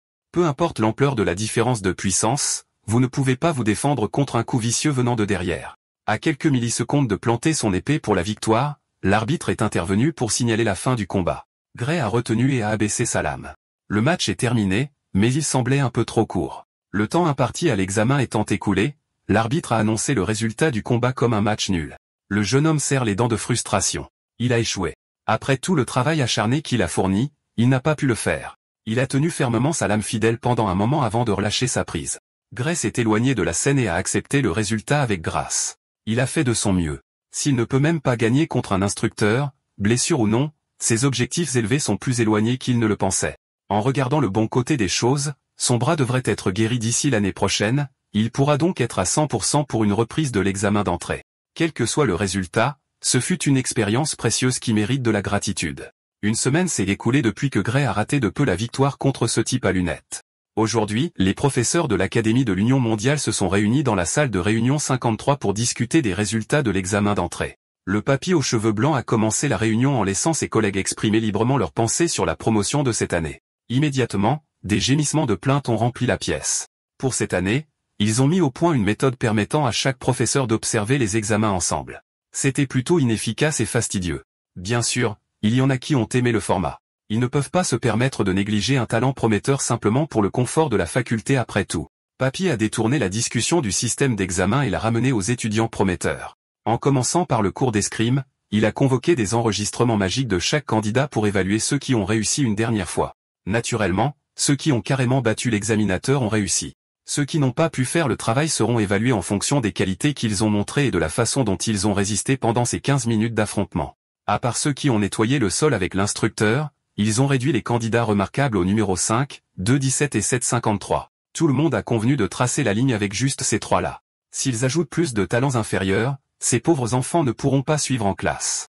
Personne ne s'est opposé à la ligne tracée, les candidats retenus pour le cours d'escrime ont donc été confirmés et verrouillés, ou du moins c'était censé l'être, jusqu'à ce qu'une voix enjouée évoque le candidat numéro 513, Grayly. Cela venait de nul autre que l'énigmatique professeur aux cheveux roux Ariel. Puisqu'elle a mentionné un numéro inconnu, les autres professeurs ont sorti les images. Ils ont dû admettre que, si on lui avait donné une autre seconde, le jeune homme aurait probablement gagné, mais il s'est appuyé sur la mise en place de pièges juste pour battre un examinateur. L'académie pourrait s'avérer trop difficile pour ce type. Ceux qui ont l'œil exercé pour l'escrime pouvaient voir la technique solide, le manque de puissance et la claire inadéquation du début à la fin. En conclusion, les professeurs du cours d'escrime ont rejeté l'idée d'accepter le candidat 513 à l'académie. Pendant qu'ils étaient occupés à se moquer des défauts du gamin, le professeur Ariel a regardé ses collègues comme s'ils étaient des clochards stupides. Chaque personne dans cette pièce a regardé les images, mais pas une seule n'a remarqué ce qu'elle a fait. Si tout le monde est aussi aveugle, peut-être que le format de l'examen est vraiment une perte de temps. Le lendemain de la délibération finale, les candidats ont été rappelés sur la place de la ville. Ils ont été chargés de se réunir à 11 h du matin. Les tensions étaient vives et tout le monde espérait obtenir l'acceptation convoitée. Le moment est enfin venu. Un représentant de l'académie a annoncé haut et fort que 6 candidats avaient réussi le cours d'escrime. Tout le monde tenait son bulletin et priait pour être l'un des 6. Les premiers appelés ont été les candidats numéro 5 et 217. Immédiatement, leurs bulletins de papier ont brûlé jusqu'à disparaître. Ensuite, il y avait les candidats numéro 432, 615, 753 et 925. C'est tout. Sur des centaines, seuls 6 étaient suffisamment qualifiés pour être acceptés dans l'institut de formation le plus prestigieux au monde. Gray est venu aujourd'hui avec un peu d'espoir, seulement pour être complètement écrasé par la réalité qu'il pourrait ne pas être assez bon. Les candidats retenus ont été chargés de traverser le pont et de terminer la procédure d'inscription avant la fin de la journée. Ceux qui ont réussi étaient naturellement joyeux et excités d'entrer dans la vie d'une élite. Ceux qui ont échoué ont baissé les yeux de déception, se vautrant dans leur échec. Le cours de maniement de l'épée étant terminé, le représentant a étonnamment annoncé qu'un candidat avait été sélectionné pour l'admission spéciale de l'œil divin. Bien sûr, il s'agit de Grayly, le candidat numéro 501 et 3. Son bout de papier a brûlé d'une teinte différente de ceux qui l'ont précédé. La flamme bleue brillante a inévitablement attiré l'attention de tous. Juste au moment où il pensait qu'il devrait s'entraîner et rééduquer sa blessure pendant encore un an, Gray a reçu un laissez-passer. D'autres candidats autour de lui ont ri moqueusement en entendant la mention de l'admission spéciale de l'œil divin. Gray n'avait aucune idée de ce dans quoi il venait de s'embarquer. C'est la première fois qu'il entendait parler de cette histoire d'œil divin. Presque tout le monde considère cela comme une admission bidon, juste un moyen de faire passer quelqu'un d'indigne par la porte de derrière, un signe du déclin de l'Académie de l'Union mondiale. En entendant les bavardages virulents autour de lui, Gray n'aimait pas qu'on l'appelle un étudiant de la porte de derrière. Il se demandait comment il avait été sélectionné alors qu'il n'avait aucune relation pertinente. Son maître ne pouvait pas avoir ce genre d'influence à l'Académie. Alors que les ratés se moquaient du seul gars admis par l'œil divin, un vieil ermite chauve les a réprimandés pour avoir manqué de respect à une tradition de longue date. De l'avis de l'ermite chauve, cette admission est une catégorie honorable qui a produit d'innombrables héros depuis plus d'un siècle. Comme prévu, les ratés se sont également moqués de l'ermite pour être dépassés. Sûr, l'œil divin était autrefois salué comme le lieu de naissance des héros, mais plus maintenant. Les récents candidats à l'œil divin incluent Amy White, Bella Albright, Lick Muller et Jacob Bloomfield. Ces quatre ont une chose en commun. Tout le monde les considère comme des échecs complets et absolus, mais nous avons déjà entendu ces noms. Dans un avenir proche, Amy White deviendra la sainte de l'épée. Bella Albright deviendrait la grande sage, et Jacob Bloomfield prendrait le manteau de l'archer divin. Ces trois atteindraient le sommet de leur art en tant que force principale contre le liquidateur.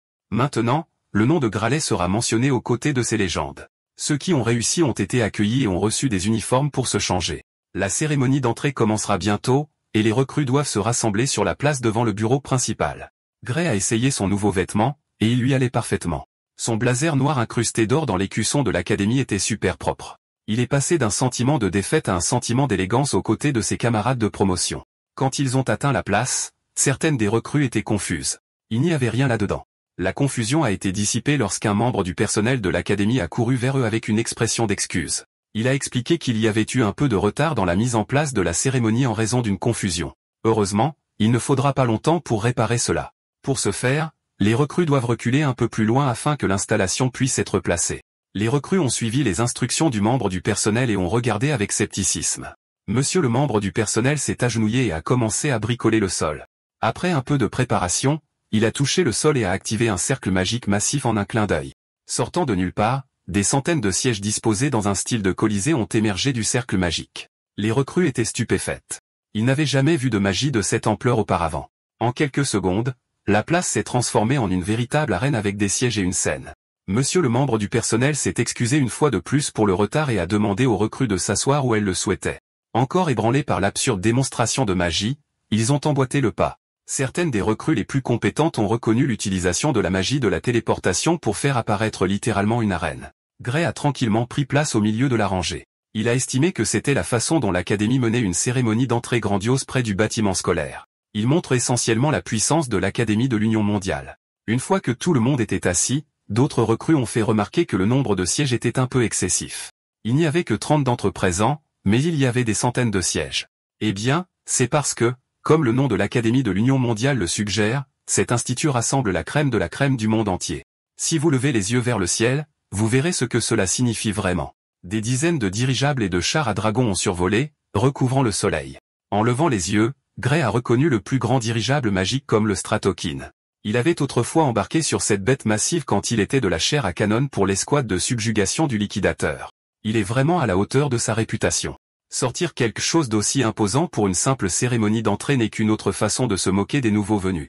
L'Académie de l'Union mondiale sait vraiment comment afficher sa puissance. Une fois que chaque navire a atterri en toute sécurité, les étudiants qui ont réussi l'examen d'entrée strict dans leur propre coin du monde sont sortis. Ils ont pris les sièges restants, remplissant les tribunes. Maintenant que tout le monde est réuni, il est temps de commencer. Le membre du personnel qui a fait apparaître l'arène a signalé le début du reste de leur vie. Après toutes les démonstrations flagrantes d'influence, l'examen d'entrée s'est déroulé avec un bref discours de courtoisie du directeur. Gray se sentait un peu ennuyé sur son siège. Même s'il entre dans l'académie la plus prestigieuse du monde, toute cette cérémonie ressemblait à une autre assemblée fastidieuse. Ensuite, le directeur a appelé les meilleurs étudiants de chaque cours au podium. Le gars assis à côté de Gray s'est levé. Le nom du blond est Léonard, le meilleur étudiant du cours de maniement de l'épée. Alors qu'il descendait les escaliers avec confiance, des rumeurs sur son incroyable exploit de vaincre l'examinateur en un instant ont commencé à se répandre. Certains disent même que cette recrue est déjà aussi bonne que n'importe lequel des professeurs en matière d'escrime. Léonard Appius ressemble à un espion chargé de fonder une fausse famille avec un assassin et une petite fille capable de lire dans les pensées. Gray n'était pas impressionné, juste un peu curieux. Avant de commencer son discours, Léonard a confirmé qu'il était autorisé à parler librement de son cœur. Une fois qu'il a eu le feu vert, il s'est tourné vers ses camarades recrues avec un regard perçant. Il a commencé son discours en déposant une plainte officielle auprès de l'Académie. Tout d'abord, il a félicité ses pairs qui ont été admis de la bonne manière.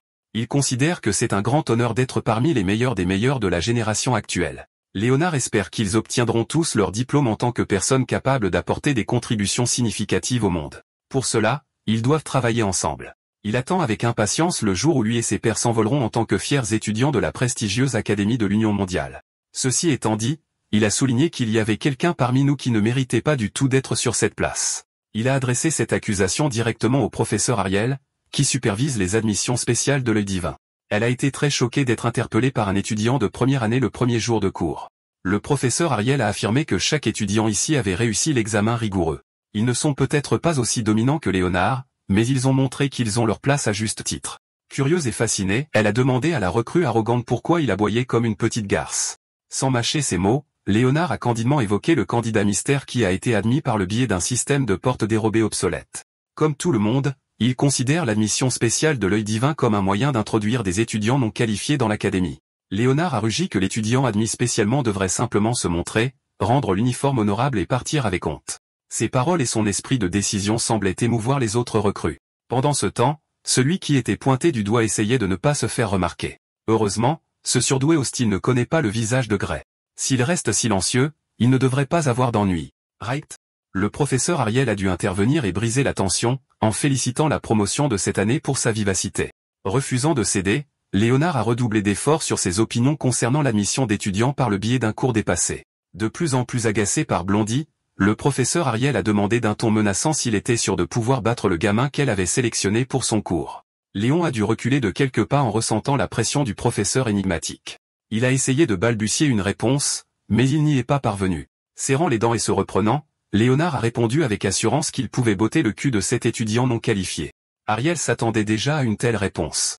Elle aime les garçons avec de l'attitude, alors elle a proposé un pari. Elle mettrait volontiers son poste en jeu et l'avenir de ce gamin dans cette académie en jeu. Gray n'aime pas du tout ce pari. Léonard a demandé si ce pari serait une bagarre directe avec le gamin à admission spéciale, mais le professeur Ariel ne ferait pas une chose aussi ennuyeuse et grossière. Elle est également certaine que si son garçon se donne à fond, le petit Léon finirait mort dans un fossé. En tant qu'éducatrice, elle ne peut pas mettre la vie d'un étudiant prometteur en danger. Ces mots ont transpercé la fierté de Léonard comme un couteau chaud dans du beurre. Si elle essayait de l'inciter à faire un pari, cela a certainement fonctionné. Le professeur Ariel a proposé qu'il parie plutôt sur la subjugation des monstres. De cette façon, ce sera un peu plus sûr pour toutes les parties impliquées. De plus, elle sait que Léonard excelle davantage dans les combats contre les monstres que contre les humains. Les détails sont simples. Les deux participants doivent tuer les monstres qu'elle choisit comme cible. À chaque tour, le monstre cible augmentera en force. Celui qui abandonne en premier et ne parvient pas à subjuguer la cible perd. Si son garçon perd, elle prendra volontiers sa retraite de son poste respecté de professeur, et elle expulsera tous les étudiants à admission spéciale sous sa tutelle. Mais si le petit Léon perd, il devra faire tout ce qu'elle dit. Je sais que beaucoup d'entre vous accepteraient d'être l'esclave du professeur Rousse en un clin d'œil. Avant d'accepter, Léonard a demandé quel serait le premier monstre cible.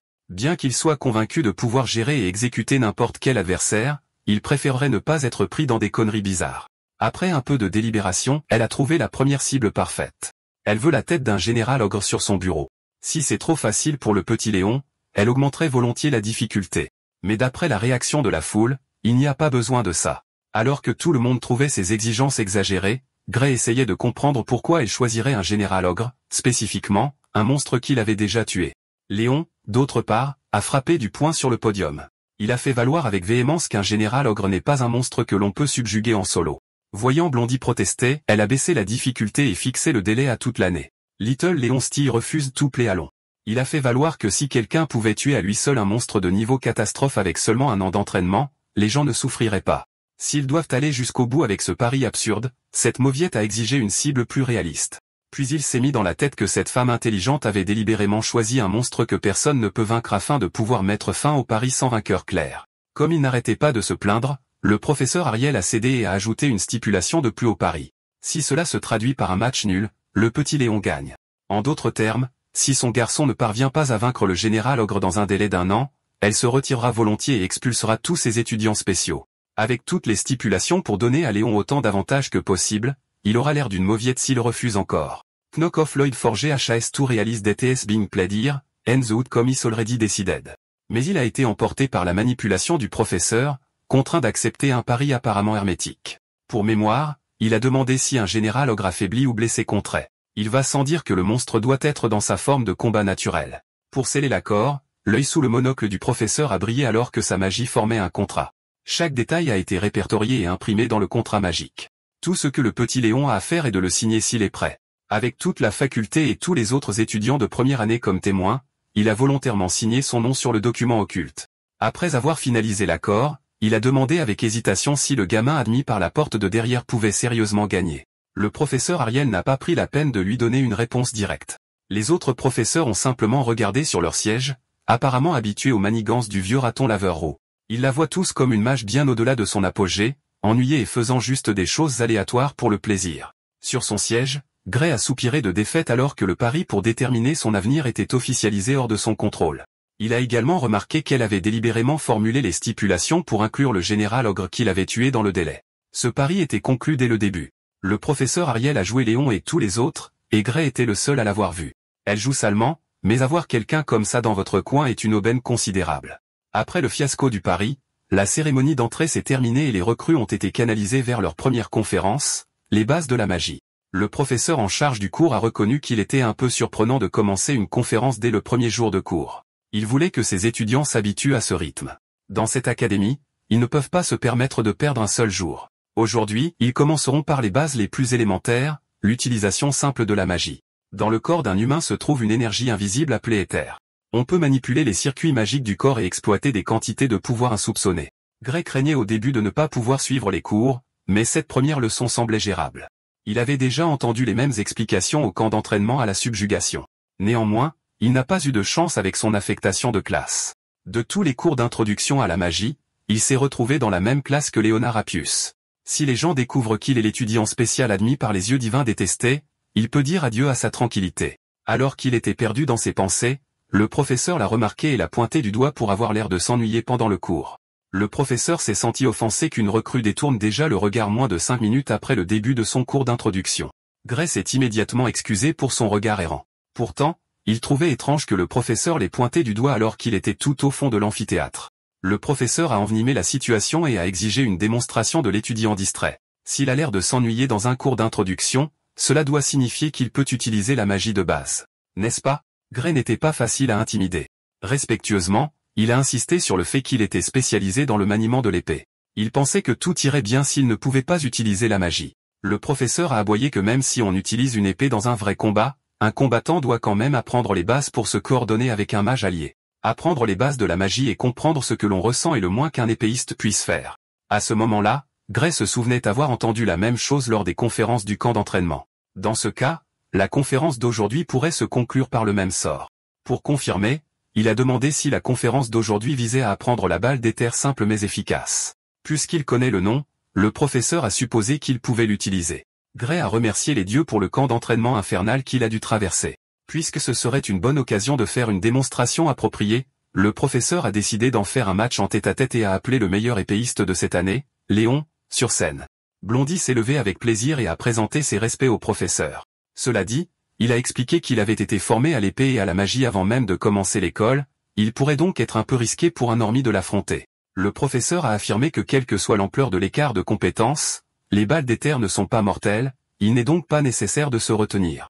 De plus, il a révélé que Gray est l'étudiant aux yeux divins de cette année, sachant à quel point Léon méprise l'étudiant sans nom qui se faufile par la porte de derrière. Chaque étudiant de l'amphithéâtre s'est tourné vers Gray, gravant son visage dans leur mémoire. C'était un piège depuis le début. Il ne pouvait même pas passer la journée sans être doxé par un fichu professeur. Ce vieux schnock a délibérément révélé son identité avec une intention malveillante. En entendant qu'il a la chance de tirer une balle littérale à travers le type qu'il déteste, Léon a volontiers accepté de montrer les ficelles du métier à un bébé pistonné. C'est l'occasion de montrer à un étranger non qualifié quel genre d'endroit est réellement la World Union Academy. Les veines saillantes de rage, il a exigé que Gray démissionne. Ce n'est pas ainsi que la première journée de nos garçons était censée se dérouler. Sur scène, il se tenait face à face tandis que le professeur semeur de trouble expliquait les règles. Il donnera un signal, et les deux parties tireront des balles d'éther sur leur adversaire. Gray n'a passé que quelques jours à apprendre la magie de base au camp d'entraînement. Bien sûr, le professeur a dit que les balles ne sont pas mortelles, mais cela ne signifie pas qu'elles ne feraient pas mal.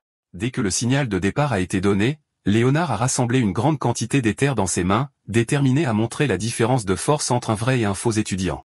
Poussé dans le coin et forcé de se protéger, Gray a également rassemblé et manipulé son éther. Jetant ses connaissances antérieures dans une tentative désespérée, tout l'amphithéâtre s'est tu lorsqu'ils ont posé les yeux sur un trou noir massif menaçant d'engloutir une minuscule balle. Léon et Gray étaient abasourdis. Aucun d'eux ne s'attendait à cette merde. Comme prévu, la minuscule balle d'éther a été complètement consumée par le trou noir déchaîné. La peur de Léon était évidente dans ses yeux alors que le sort manifestement mortel se rapprochait de lui. Pris de panique, le professeur a levé la main et a fait de son mieux pour éviter le pire des cas en utilisant sa propre magie. Une barrière dorée a bloqué l'avancée apparemment implacable de la balle d'éther anormale. Elle a réussi à émousser la majeure partie de la force motrice de l'attaque, mais cela s'est joué de peu. Il a commis l'erreur de relâcher la pression, et la barrière dorée a commencé à montrer des fissures dangereuses sous la pression. Finalement, le trou noir de la balle d'éther a atteint sa limite et a explosé, brisant la barrière magique en 1 million de petites particules de lumière. Le boom qui en a résulté a plongé l'amphithéâtre dans le chaos. Les recrues ont fermé les yeux et se sont préparés à l'impact. Quant à la cible elle-même, le petit Léon a été jeté à terre, hurlant à qui mieux. Réalisant qu'il avait fait une gaffe, le professeur a immédiatement couru vers l'étoile montante du cours de maniement de l'épée pour s'assurer qu'il allait bien. Léon s'est relevé, a essuyé la poussière et a assuré au professeur qu'il allait bien. Après s'être assuré du bien-être de Blondie, le professeur a tourné son attention vers celui qui avait failli faire sauter tout l'endroit. Si la barrière n'avait pas réussi à amortir l'impact, cette balle d'éther anormale aurait pu tuer Léon et blesser de nombreuses personnes. Même parmi les professeurs de magie expérimentés, personne ne pouvait lancer une balle d'éther aussi puissante dans l'académie. Il voulait désespérément savoir ce que le jeune homme avait fait pour produire une production aussi destructrice. Gray lui-même était confus. Ce qu'il venait de déclencher était définitivement d'un autre niveau par rapport au faible faisceau que son adversaire avait lancé. Le sort qu'il a appris au sein de l'escouade de subjugation pourrait-il différer de celui qu'ils enseignent à l'académie?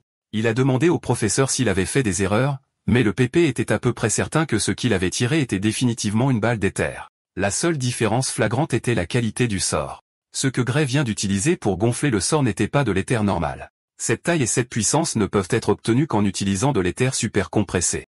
Aucune des recrues n'a entendu, et encore moins compris, le terme. L'éther super compressé est quelque chose que même les professeurs expérimentés ont du mal à produire et à étudier, mais cet étudiant controversé l'a utilisé avec désinvolture pour réformer un sort de base. Personne dans cette académie ne peut reproduire cela. Maintenant, les étudiants commencent à ressentir du respect et un peu de peur pour le type qui a été admis grâce à l'œil divin. Ils ont également protesté contre le fait que Gray aurait dû être inscrit au cours de magie à la place. Autant qu'ils s'en souviennent, tous les sorts appris par l'escouade de subjugation étaient précisément comme celui qu'il vient d'utiliser. Parmi le groupe, Gray était l'un de ceux qui n'avaient aucune aptitude pour cela.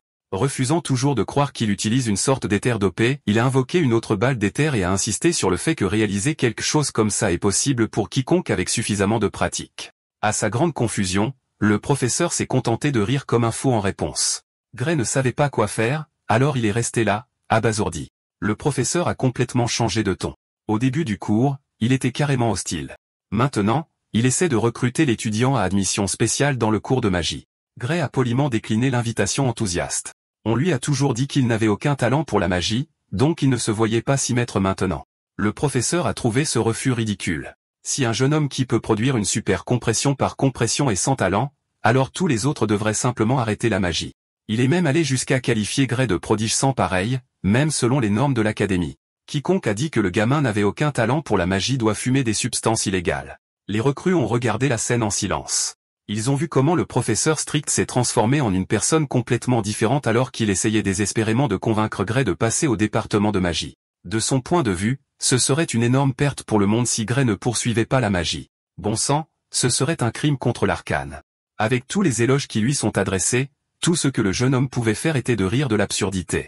Puis il s'est souvenu avoir déjà entendu le terme technique de compression d'éther. C'était juste une journée claire au camp d'entraînement, et l'un des héros donnait une conférence. Elle a raconté comment, dans le passé, les gens ne savaient pas que l'OD, aussi appelée force vitale, existait. En raison de ce manque de connaissances, il était très difficile de lancer une magie correcte. Il faut continuellement compresser l'éther dans le corps pour obtenir l'effet désiré grâce à un sort. Cette méthode primitive ne recueille qu'un tout petit peu d'OD. Mademoiselle conférencière, Bella Albright, la grande sage et la plus forte mage du futur, trouvait la façon dont il pratiquait la magie il y a à peine 10 ans ridicule. Gray a demandé au professeur s'il avait déjà entendu parler d'OD. La question a déconcerté le vieil homme. Il ne connaissait pas du tout ce terme. À en juger par cette réaction, il semble que le monde n'ait pas encore découvert ce concept de magie révolutionnaire à ce moment-là. Si c'est le cas, alors les bases que Gray a apprises dans l'escouade de subjugation peuvent être considérées comme des connaissances du futur. Il a finalement réalisé qu'il devait faire attention à ne pas divulguer ce type d'informations. Pour une dernière fois, il a refusé l'offre incessante de passer à un cours différent. Son véritable amour est l'épée, il devra donc passer son tour. Le professeur soupira de défaite et accepta impuissant la décision du jeune homme de s'en tenir aux lames. Mais il a également laissé à Gray une invitation ouverte à changer de département chaque fois qu'il en a envie. Sentant un mal de tête arriver, le jeune homme a maladroitement remercié le vieux fou animé pour cette offre généreuse. Après cette démonstration, les deux participants ont été priés de retourner à leur place. Le professeur a promis de ne plus jamais gronder Gray pendant le cours. En fait, cela ne le dérangerait pas si le gamin partait s'il s'ennuyait. Le professeur pense que ces trucs de bébé sont beaucoup trop basiques pour un prodige comme Gray. Gray descendit les escaliers en étant soumis à des regards hostiles. Maintenant, il monte avec la révérence du professeur et de ses pairs. Pendant ce temps, sa victime était toujours debout sur la scène ruinée, rougissant et sentant son cœur de lion battre rapidement pour leur Gray. Il n'a pas vu à quoi ressemblait Cœur de Lion là-bas, mais Gray a certainement senti le froid lui monter le long de la colonne vertébrale. Après la première conférence, il a reçu une note personnelle du professeur Ariel lui demandant de la rencontrer à son bureau après les cours. En gros, il a été convoqué à l'improviste. Ce serait ennuyeux si le vieux professeur Carlos était derrière cette convocation soudaine. Après avoir marché pendant quelques minutes, il a finalement trouvé la porte du bureau qui porte la marque de l'œil divin. Il avait l'intention de frapper, mais la porte s'ouvrit doucement, le laissant entrer délicatement. Prenant la porte non verrouillée comme une invitation, Gray entra respectueusement tout en prononçant des salutations respectueuses. Avant qu'il ne puisse terminer sa phrase, il sentit une lame tranchante arriver vers lui depuis le côté.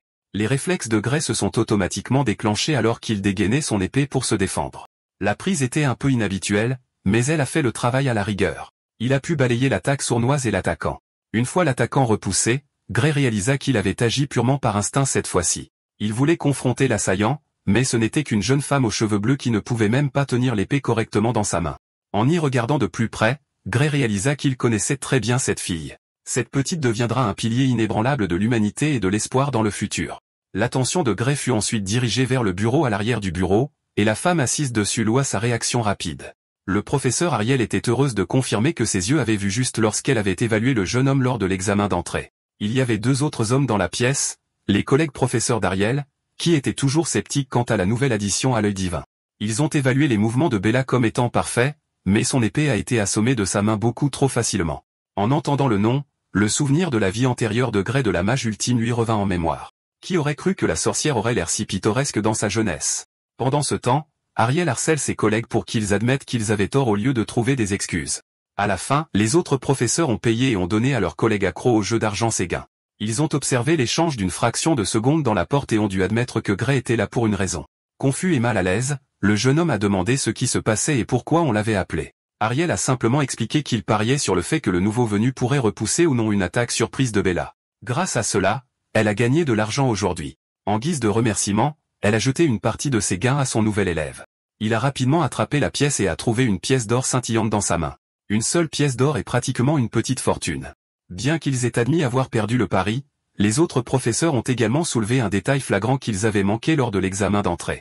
D'après cet échange plus tôt, ils sont devenus certains que le jeune homme avait délibérément évité d'utiliser son bras dominant pour se défendre. C'était presque comme s'il essayait de protéger un bras immobile. L'explication la plus probable de cette particularité serait une blessure. Mais plutôt qu'une blessure physique apparente aux muscles que n'importe quel professeur verrait à travers, ce gamin souffre d'un type de blessure plus profond. Une simple blessure ne ferait pas se crisper quelqu'un lors d'une embuscade aussi inhabituellement hostile. Gray a été surpris que les professeurs aient déduit autant de détails correctement simplement en le regardant dégainer sa lame pour se défendre. Eh bien, ce sont des éducateurs dans l'institution éducative la plus prestigieuse pour une raison. Bien qu'ils aient été plus lents à le remarquer par rapport à Ariel, ils ont quand même déduit une image claire. Cela étant dit, Ariel a chassé ses collègues maintenant qu'elle avait leur argent. Ils ont raté une trouvaille rare, et elle ne renoncera pas à Gray.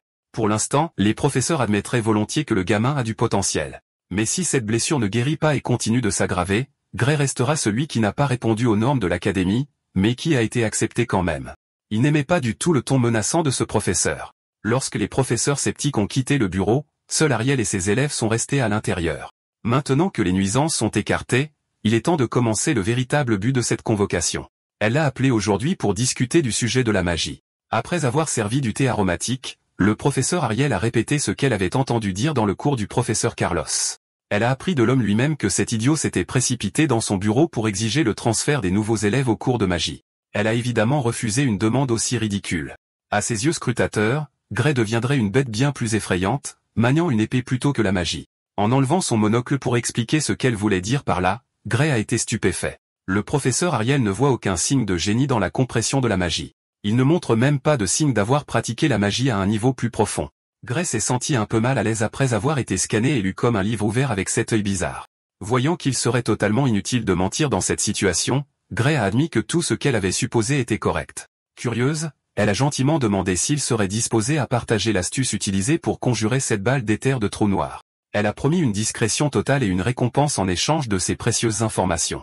Elle voulait vraiment en savoir plus sur ce concept prometteur pour le bien de Bella.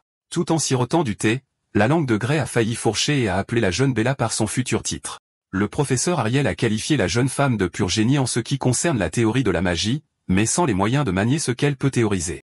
Pour une raison inconnue, elle n'a aucune capacité à utiliser la compression d'éther, et encore moins la supercompression mythique. D'après de vagues informations provenant du futur, il savait que Bella Albright était une éclosion tardive. Son manque de talent dans le département pratique doit en être la raison. Ariel a organisé cette réunion après avoir entendu parler de la balle super compressée qui a failli tuer Léon. S'il existe un moyen d'utiliser l'éther super compressé sans l'acte inefficace de compression interne, cela changerait la donne. Le professeur Ariel est désespéré de trouver des solutions.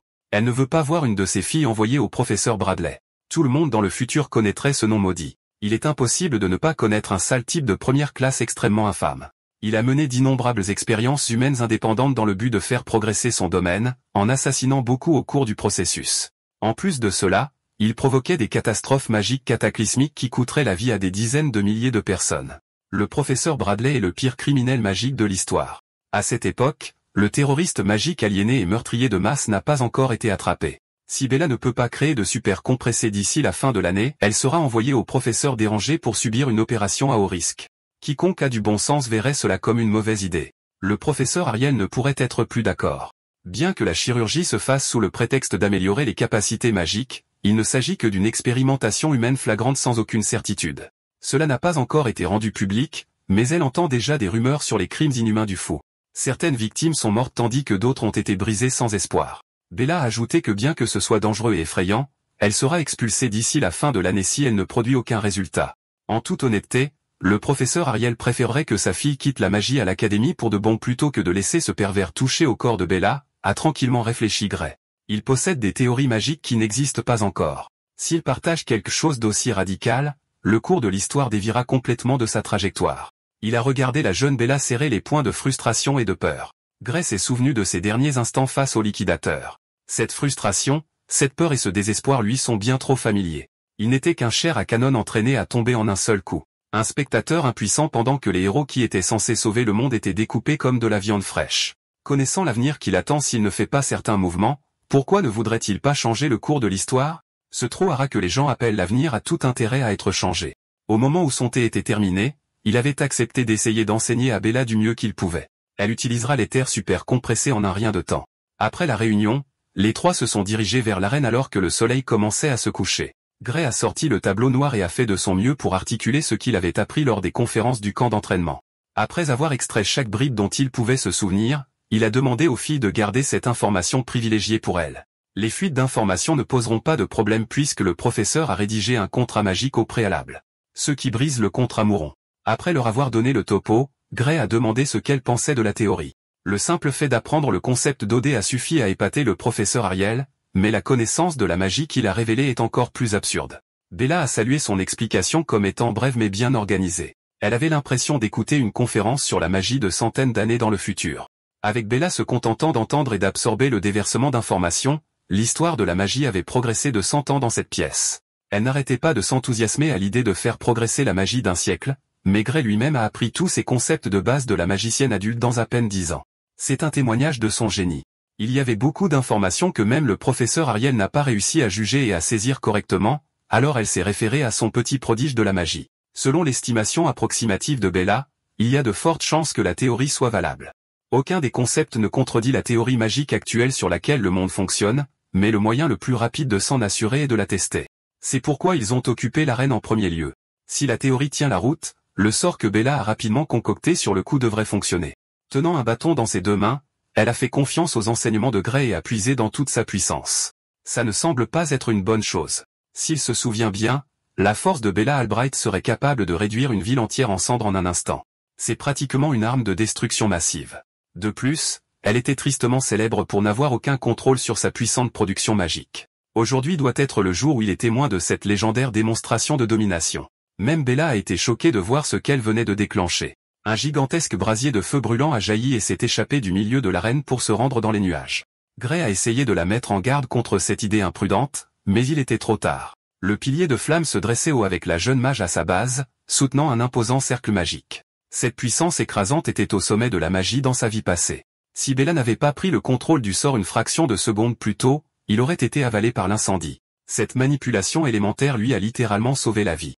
Inconsciente de la peur des autres, Bella rayonnait de joie. Elle a enfin réussi. Elle a comblé le fossé entre ses talents théoriques et pratiques. Se surpassant encore davantage, elle a entrepris d'apprivoiser le pilier de flamme, le façonnant en forme de dragon de feu rugissant. Pour la première fois de sa vie, elle a trouvé la magie amusante. Elle s'est laissée emporter par le moment et s'est rapidement épuisée. Le feu s'est éteint, et elle a immédiatement ressenti les inconvénients de son test alors que ses réserves d'éther se tarissaient. Ses jambes ont cédé et elle a perdu connaissance. Le bâton est tombé au sol, tout comme son corps. Inquiet, Gray courut vers la jeune fille inconsciente tandis que le professeur lui disait de se calmer. Cet effondrement était un cas classique d'épuisement d'éther. Bella a juste besoin d'un peu de repos, et elle reviendra à 100% en un rien de temps. En entendant cela, les inquiétudes de Gray se sont apaisées. Pourtant, même Ariel était stupéfaite par la merveilleuse démonstration de talent magique de la jeune femme. Elle est peut-être la seule personne capable d'assembler de la magie à cette échelle après avoir appris un nouveau concept. Complètement inconsciente, la mage endormie marmonnait que ce n'est pas elle qui est incroyable, mais la théorie. Gray lui a donné l'outil pour créer facilement son propre puits super compressé. C'était un outil qu'elle était censée développer à l'avenir. Ariel soupira de soulagement. Bella n'a plus besoin de cette chirurgie louche de ce criminel occulte. Elle maudirait volontiers Bradley elle-même. La professeure était heureuse de voir la jeune mage éviter une voie désastreuse. Elle est particulièrement heureuse qu'elle n'ait pas perdu le contrôle de sa magie à cause d'une expérience non autorisée. Bien que les chirurgies spéciales de Bradley aient prouvé qu'elle augmentait la production magique, elles se font au détriment du contrôle. La façon dont cela fonctionne est un mystère, mais il est fort probable que le faux ait trouvé un moyen de briser de force le limiteur d'une personne. Maintenant, il est logique que la sorcière dans le monde passé était réputée être une arme de destruction massive hors de contrôle. En tout cas, les progrès massifs d'aujourd'hui n'auraient pas été possibles sans l'aide de Gray. Les termes de leur contrat ont été remplis. C'est au tour de la professeure de remplir ses obligations énumérées sur le papier magique. Tout d'abord, elle a promis de faire quelque chose pour son bras. Il y a un sort magique dans son répertoire qui pourrait aider. Étendant sa main, elle invoqua d'innombrables papillons translucides faits d'éther pur. Ils volèrent tout autour de la reine alors qu'elle touchait doucement la main de son élève. Au contact, l'éther autour de la zone tourbillonna et s'agita, se rassemblant au point de connexion. Pendant quelques secondes, Gray accepta ouvertement le contact guérisseur. Ensuite, il essaya de serrer sa main blessée et ressentit une différence radicale de confort par rapport à avant. Il peut enfin bouger à nouveau sa main dominante. C'était une vaste amélioration. Avec le moral au beau fixe, il remercia chaleureusement la professeure d'avoir résolu l'un de ses plus gros problèmes. Pas même une potion de guérison magique ne pouvait guérir sa mystérieuse blessure, mais sa légère touche a fait le travail. Elle se vantait que sa magie de restauration des nerfs ne devrait même pas être mentionnée dans la même phrase que les potions de guérison magique moyennes. Avant qu'il ne s'emballe, elle voulait s'assurer qu'il était vraiment revenu à 100%. Pour tester cela, Gray doit essayer de manier une épée pour le savoir. Pour la première fois depuis longtemps, il toucha la poignée de sa lame avec sa main dominante. Il a fait un tirage rapide et a coupé l'épée avec désinvolture. Immédiatement, il remarqua quelque chose d'alarmant malgré la prétendue guérison complète de son bras. Pour confirmer, il baissa sa posture et passa en revue les mouvements de son maniement de l'épée pour voir ce qu'il ressentait. À son grand désarroi, son bras droit ne lui semble pas bouger aussi facilement qu'avant. La professeure Ariel s'attendait à ce que quelque chose comme ça se produise. Elle a peut-être réparé les nerfs à leur état parfait, mais sa magie ne peut pas guérir les blessures dans l'âme du jeune homme. L'entendre mentionner l'âme a dérouté Gray. Bien que les connaissances magiques d'aujourd'hui n'aient pas prouvé l'existence de l'âme humaine, Ariel croit fermement qu'elle existe. Après tout, elle peut la voir avec cet œil spécial. Caché sous ce monocle étincelant se trouve un œil qui voit tout et qui peut tout voir à travers. En ce moment, elle peut voir l'âme de Gray se guérir lentement avec le temps. Elle a théorisé que tant qu'il ne se surmène pas, il se rétablira naturellement. Il demanda innocemment si pratiquer son maniement de l'épée serait considéré comme un surmenage. La professeure répondit que non. Il peut s'entraîner normalement. Plutôt que cela, elle lui demanda quel type d'escrime il pratiquait qui pouvait blesser si gravement l'âme. Encore une fois, l'escrime qui utilise son âme comme carburant n'est pas une nouvelle idée.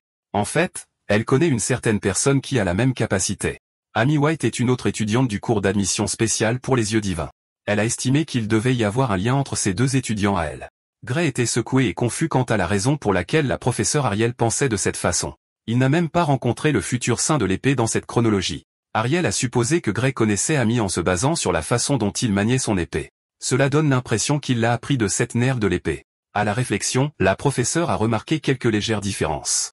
On avait l'impression que la personne dont il a appris l'escrime était une version beaucoup plus compétente de la petite Amy. Elle estime que dans quelques années, Amy sera aussi compétente que celui qui était le maître de Gray. Sa capacité de déduction est bien trop effrayante. Son œil peut voir les détails les plus fins, et elle peut les interpréter avec expertise. Gray a affirmé qu'il avait appris à manier une épée dans le dojo de sa ville natale, ce qui n'est techniquement pas un mensonge.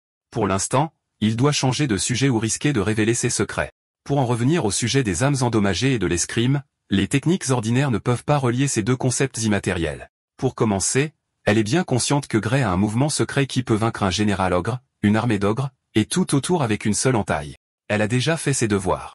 Grâce à l'absurde accomplissement de Gray, le pari qu'elle a proposé avec le petit Léon lors de la cérémonie d'entrée était une victoire gratuite.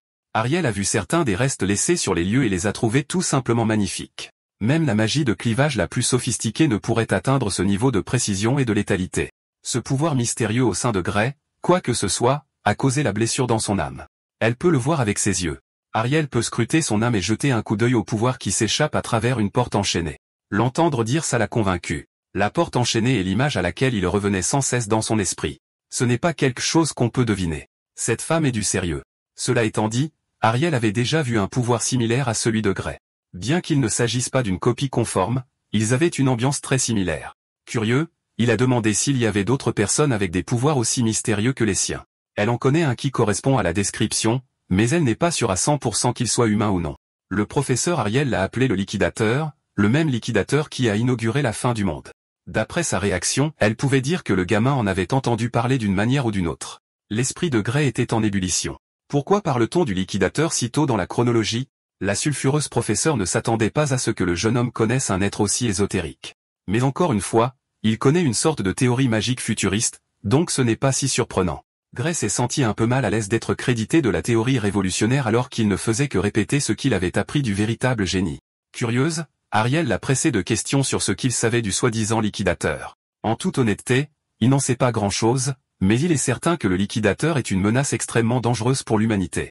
Cette créature doit être arrêtée avant qu'elle ne puisse rassembler plus de pouvoir, quelque chose qui doit être détruit quel qu'en soit le prix. Ariel a trouvé sa position un peu trop extrême, mais elle a convenu que le liquidateur représente un certain danger. Malgré tout, Balian Bradley semble déterminé à poursuivre ses expériences sur ce sujet. On dirait que le cataclysme futur de l'Apocalypse est en quelque sorte lié au tristement célèbre terroriste magique. Pour autant qu'Ariel le sache, le liquidateur est l'être même que Balian Bradley essaie d'invoquer. C'était une nouvelle pour Gray. Personne ne lui a jamais dit l'origine de l'ennemi de l'humanité. En y repensant, l'Académie dans la dernière ligne temporelle a servi de point central de l'histoire. Les hauts placés agissaient comme s'ils savaient exactement où le liquidateur apparaîtrait.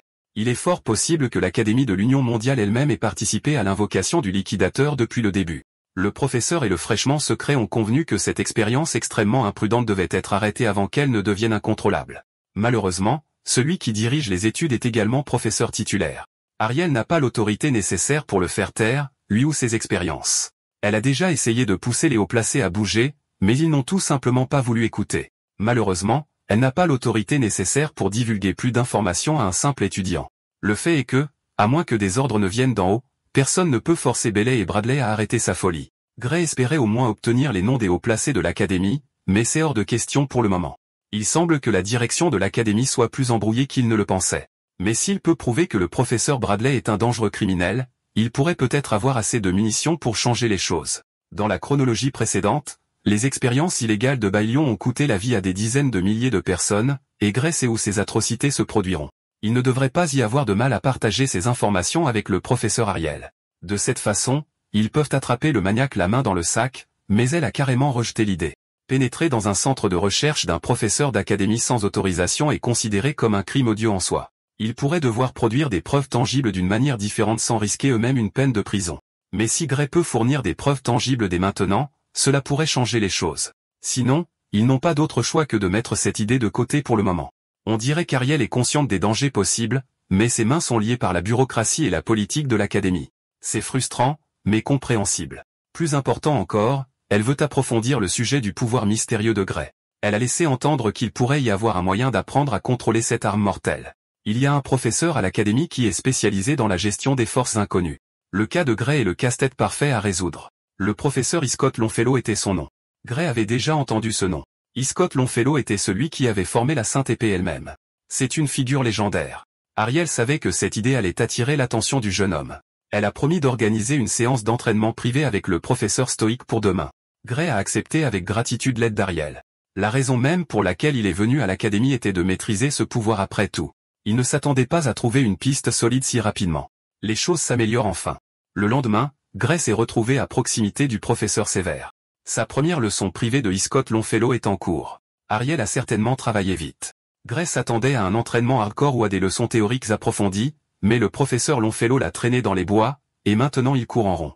Ils sont toujours à l'intérieur de la zone de l'académie, mais ils sont au milieu d'une épaisse forêt. Alors qu'il essayait de comprendre le but de cette course sans but, le professeur Longfellow l'a réprimandé pour avoir laissé son esprit vagabonder. Au lieu d'avoir des pensées éparses, ils devraient plutôt accélérer le pas. Ils doivent courir et pousser le corps à ses limites absolues. Longfellow croit que le pouvoir de l'âme s'éveille vraiment une fois que chaque goutte de force physique est brûlée. Gray n'a pas le droit de toucher son épée tant que chaque petit iota de son endurance n'a pas été dépensé. Le jeune homme ne voit pas encore la situation dans son ensemble, mais il fait entièrement confiance aux méthodes de Scott. Pourtant, pendant qu'il est ici à faire des tours de piste, Balian mène des expériences inhumaines pour invoquer l'arbitre de la fin. C'est difficile de se sortir cette pensée lancinante de la tête. Gray porte le fardeau de la prescience, et cela le ralentit. Néanmoins, il s'en est tenu au programme d'entraînement pendant une semaine entière. Le 7e jour, il a été convoqué pour faire son rapport au professeur Ariel. Gray était un peu gêné que tout ce qu'il ait fait soit de courir sans fin et juste un peu d'exercice d'épée à la toute fin. Il sent une légère amélioration de sa force, il faut l'admettre. Ariel n'a pas pu retenir un rire amusé. Elle est bien consciente des méthodes bizarres de Scott. Le rapport étant terminé, un messager entra poliment dans le bureau. Il remit une lettre scellée adressée au professeur Ariel. Elle ouvrit immédiatement le message, et son expression se tordit lentement en lisant la correspondance. Quand elle arriva à la fin de la lettre, elle était figée sur son siège. Inquiet, Gray demanda ce qui n'allait pas. Sans dire un mot, elle lui tendit la lettre pour qu'il voie par lui-même. Ce serait mieux ainsi. C'était une lettre écrite par Bailey et Bradley. Le faux avait reçu le rapport concernant la percée de Bella Albright en matière d'éther supercompressé. Il insista sur le fait que, bien qu'il y ait une forte ressemblance, la jeune mage n'a pas réellement atteint le niveau rapporté. Par conséquent, il refuse de reconnaître sa nouvelle capacité. En conséquence, le contrat de chirurgie reste valide, et la chirurgie doit se dérouler comme prévu. C'était une lettre absurde écrite par un maître du Rage Betting. C'était de la folie. Ariel est en colère. Il semble que Bailey et Bradley soient déterminés à mettre la main sur un cobaye de premier choix en la personne de Bella. Il essaie de la forcer à subir une procédure complètement inutile et dangereuse. Malheureusement, le maniaque a tous les pouvoirs. Le contrat de magie que Bella a signé était hermétique. À moins que Bradley ne l'annule lui-même, Bella est obligée de choisir entre l'expulsion et l'abandon de son corps à un fou. Gray refusa d'accepter ces conneries. Ariel acquiesça. Cette lettre a mis le feu à ses fesses pour agir sans tenir compte de la bureaucratie, et elle a besoin de l'aide de Gray. Elle veut connaître l'emplacement du laboratoire secret de Bradley. Ce sera risqué, mais elle doit dénoncer cette garce comme une criminelle pour annuler ce contrat scandaleux. Enfin, elle est prête à se salir les mains. C'est précisément ce dont Gray a besoin. Triomphalement, il demanda pourquoi elle avait changé d'avis alors qu'elle dénonçait un de ses collègues professeurs sans preuve solide, ce qui représente un risque trop élevé. Eh bien, ils ont dépassé les limites de la loi. Elle a mis sa foi en Gray afin de protéger une autre de ses précieuses élèves. Dès le début, son œil avait prévu que cela arriverait, que Gray disait la vérité depuis le début. Il a fallu du temps dans une lettre manifestement absurde pour l'admettre, mais Ariel est enfin réveillée. Il est temps pour Gray d'ouvrir la voie, guidé par la connaissance de l'avenir. Ensemble, ils révéleront au grand jour les crimes de ce psychopathe contre l'humanité. Le sombre épéiste revient. Pour autant qu'il le sache, ce laboratoire infâme est caché dans les montagnes près du village de Toruel. Le professeur Ariel se souvient vaguement de nouvelles selon lesquelles un des autres membres du corps professoral avait été autorisé à y construire un laboratoire. Cela signifie que ces expériences illégales et inhumaines ont été approuvées par l'Académie. Il n'y a pas de meilleur endroit pour mener des recherches illégales que les montagnes de Toruel. Pratiquement, personne ne sourcillera s'il y reste longtemps. De plus, les professeurs de l'Académie respectent la règle non écrite interdisant l'ingérence dans les projets des autres. Mais tant qu'ils peuvent recueillir des preuves prouvant que des crimes contre l'humanité sont commis, ils ne devraient pas être accusés d'intrusion. Alors qu'ils discutaient du plan d'attaque, Bella frappa à la porte, et Ariel la laissa entrer. Elle venait de recevoir une lettre contenant les horribles nouvelles. Ses émotions sont en ébullition avec un sentiment de défaite écrasant. Le professeur Ariel lui arracha la lettre des mains, assurant Bella que ce désordre serait réglé d'une manière ou d'une autre. On dirait qu'Ariel prévoit de combattre Varian Bradley toute seule, et Bella ne l'acceptera pas. Avec un sourire confiant, elle insista sur le fait qu'elle pourrait battre ce salaud n'importe quel jour de la semaine. La jeune femme inquiète lança un regard suppliant à Gray pour qu'il intervienne, alors il s'avança et promit de venir avec le professeur. Volant sa détermination, Bella se porta également volontaire pour les accompagner. Elle ne veut pas compter sur les autres pour résoudre son problème. Ariel pensait qu'elle pourrait simplement se déplacer seule. Elle les avertit que Varian est un professeur chevronné. Non seulement cela, mais c'est aussi un fou qui n'a aucun respect pour la vie humaine. S'il surprend un étudiant inexpérimenté essayant de contrecarrer ses plans, on ne peut pas dire ce qu'il pourrait faire. En tant qu'adulte dans cette conversation, elle ne peut absolument pas risquer ses enfants. Mais Gray y voyait d'autant plus de raisons pour lesquelles il est dangereux d'y aller seul. Il affirma qu'il pouvait puiser dans le pouvoir qu'il avait utilisé pour vaincre un général ogre si le besoin s'en faisait sentir. Il ne sera pas un poids mort. De plus, si quelque chose de mauvais arrive à Ariel, alors le programme de l'œil divin serait sans aucun doute dissous, expulsant effectivement Gray et ses pairs. Il préférerait avoir son mot à dire sur son avenir, un choix pour décider de son propre destin. Voyant la détermination dans leurs yeux, Ariel ne pouvait absolument pas dire non. Ils ont fait comme s'il viendrait quand même, même si elle leur interdisait. Dans ce cas, elle accepterait d'en faire une mission d'équipe à une condition. Quoi qu'il arrive, ils doivent accorder la priorité à leur propre sécurité avant tout. Gray et Bella acceptèrent volontiers cette condition. Après avoir pris quelques mesures de précaution, les trois s'aventurèrent dans les monts hantés de Torowell. Nichés à l'intérieur et cachés, l'immense laboratoire privé de Varian Bradley s'étendait sous leurs yeux. Il est difficile d'imaginer quel genre d'horreur se déroule à l'intérieur de ces murs imposants. Une fois de plus, l'objectif principal de cette mission est de recueillir des preuves d'activité criminelle. Rien de plus, rien de moins. Avec une rage distincte dans les yeux, Gray confirma qu'ils étaient au bon endroit. D'un autre côté, Bella ressentait de l'appréhension. Elle n'est pas sûre qu'il pourrait vraiment réussir cela sans aucun problème. Le professeur Ariel avait déjà fait ses devoirs. Varian Bradley devrait être à la conférence de la Société de magie en ce moment. Le laboratoire devrait être libre de Varian. Malgré tout, il y a de fortes chances que la porte principale soit truffée de pièges. Par sécurité, ils devraient défoncer le mur latéral et créer leur propre entrée. S'introduire par effraction dans un laboratoire agréé de l'Académie est déjà un crime de toute façon. Il n'y a pas de différence, quelle que soit la méthode utilisée. Une dernière fois, Ariel a donné à Bella la possibilité de revenir en arrière si elle changeait d'avis. Serrant fermement son bâton, elle a mis de côté tous ses doutes. Elle a demandé si le professeur Gray intervint et répondit que cette opération n'était pas uniquement pour elle. Mettre fin au plan diabolique de Varian Bradley est pour le bien du monde. S'ils ne font rien maintenant, d'innombrables personnes mourront et le monde entier en souffrira. Le professeur Ariel trouvait son raisonnement un peu exagéré, mais elle convenait qu'il fallait arrêter cet animal pervers. Alors Bella devrait juste se détendre et sortir de sa tête. Elle n'est pas la seule à avoir besoin d'être sauvée. Une fois tous ces préambules terminés, Ariel a ouvert la voie, entraînant Bella avec elle tandis que Gray courait à leur côté à toute vitesse. En atteignant le mur latéral de l'imposant laboratoire, elle a calmement activé un sort de feu. De multiples traînées explosives de flammes ont percé le béton sans résistance. L'explosion qui a suivi a illuminé toute la montagne d'une lumière fulgurante. Il faut l'avouer au professeur. Elle sait comment mettre en scène un spectacle exagéré. Gray a été le premier à jeter un coup d'œil à travers l'entrée instantanée. Ce qu'il a vu à l'intérieur lui a donné la chair de poule. Devant ses yeux s'étendait un long couloir sombre avec d'innombrables cellules de prison bordant les deux côtés. À l'intérieur de ces cellules se trouvaient des personnes émaciées, enchaînées et catatoniques à cause de tortures intensives. Certains d'entre eux avaient l'air morts. Certains avaient des membres manquants et saignaient de leurs plaies ouvertes infectées. Ils savaient qu'ils trouveraient quelque chose, mais ils ne s'attendaient pas à ce que cela arrive si tôt. Il n'est même pas nécessaire de faire un effort pour rechercher des preuves incriminantes. Le groupe a traversé le long couloir. Chaque cellule à barreaux de fer était remplie des victimes de Varian Bradley. Jusqu'à présent, Ariel a noté des traces de 14 sorts interdits utilisés sur les prisonniers. Ce seul fait devrait condamner Varian pour des infractions pénales graves. Il n'est même pas nécessaire de mentionner la longue liste de violations flagrantes des droits de l'homme commises dans ce lieu. Finalement, ils sont tombés sur une pièce massive au milieu du laboratoire. Les sols étaient recouverts de sang frais et ancien. Au centre, on peut voir un cercle magique inquiétant. On dirait une sorte d'autel. Le plan initial était d'entrer, d'obtenir des preuves concrètes, puis de sortir. Mais la jeune magicienne bienveillante se sentait obligée de sauver les personnes piégées dans cet enfer. Gray ressentit une inquiétante prémonition. Il ne devrait pas rester longtemps dans cet endroit. Une mission de sauvetage prendrait beaucoup trop de temps et Varian pourrait revenir. Avant même qu'ils ne puissent trouver leur prochaine action, une silhouette fantomatique a émergé des ténèbres. Il s'est dirigé tranquillement vers le groupe comme s'il se promenait dans son jardin privé. Le professeur Ariel a immédiatement reconnu l'homme qui se rapprochait d'eux. C'était l'homme, le mythe, l'odieux scientifique fou en personne, Varian Bradley. Il croit qu'il a de l'aura. Gray dégaina immédiatement son épée, prêt à répondre à tout ce que le maléfique tonton ferait. Varian Bradley se vanta d'avoir pris des dispositions pour qu'un double se rende à la conférence à sa place.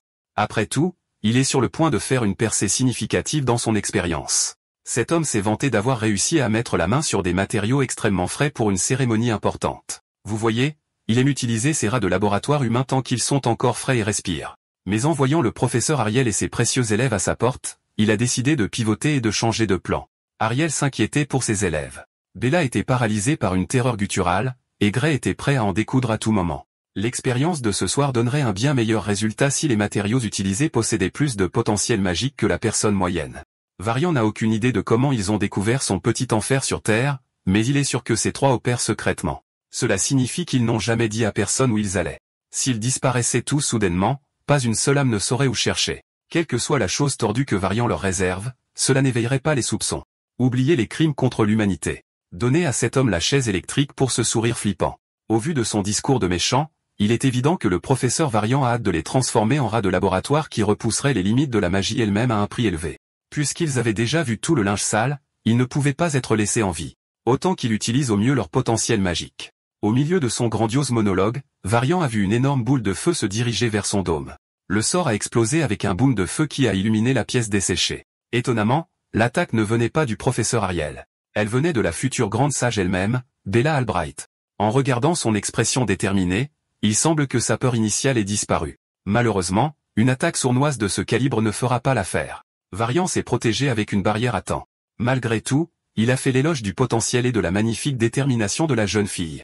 Il a attribué la découverte d'un talent aussi exceptionnel à l'œil divin d'Ariel. Il n'avait jamais vraiment prêté attention aux classes d'admission spéciales auparavant. Peut-être devrait-il commencer à regarder de plus près les autres recrues de ce lot controversé. Néanmoins, un simple étudiant de l'académie qui tente d'assassiner un professeur ne fonctionnerait jamais.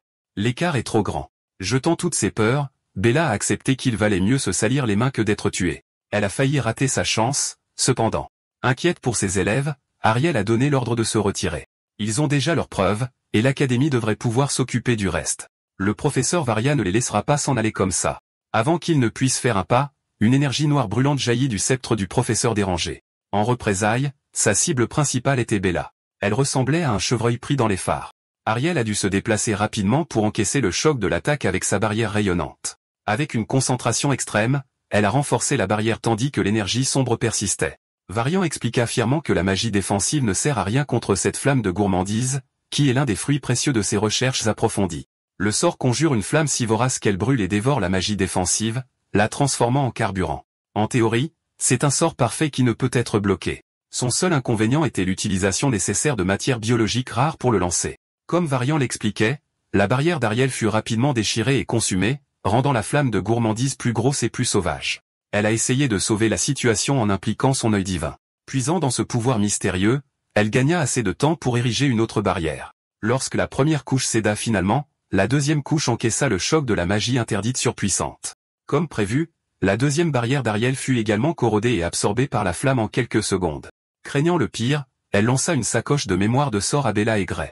Elle pensait que si Scott voyait la sacoche, cet homme saurait quoi faire. Au lieu de prendre l'épreuve et de s'enfuir, Bella érigea sa propre barrière.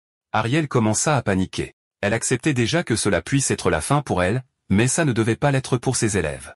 Malgré tout, Bella n'avait pas l'intention d'abandonner son professeur au milieu de la bataille alors qu'il lui restait encore du gaz dans le réservoir.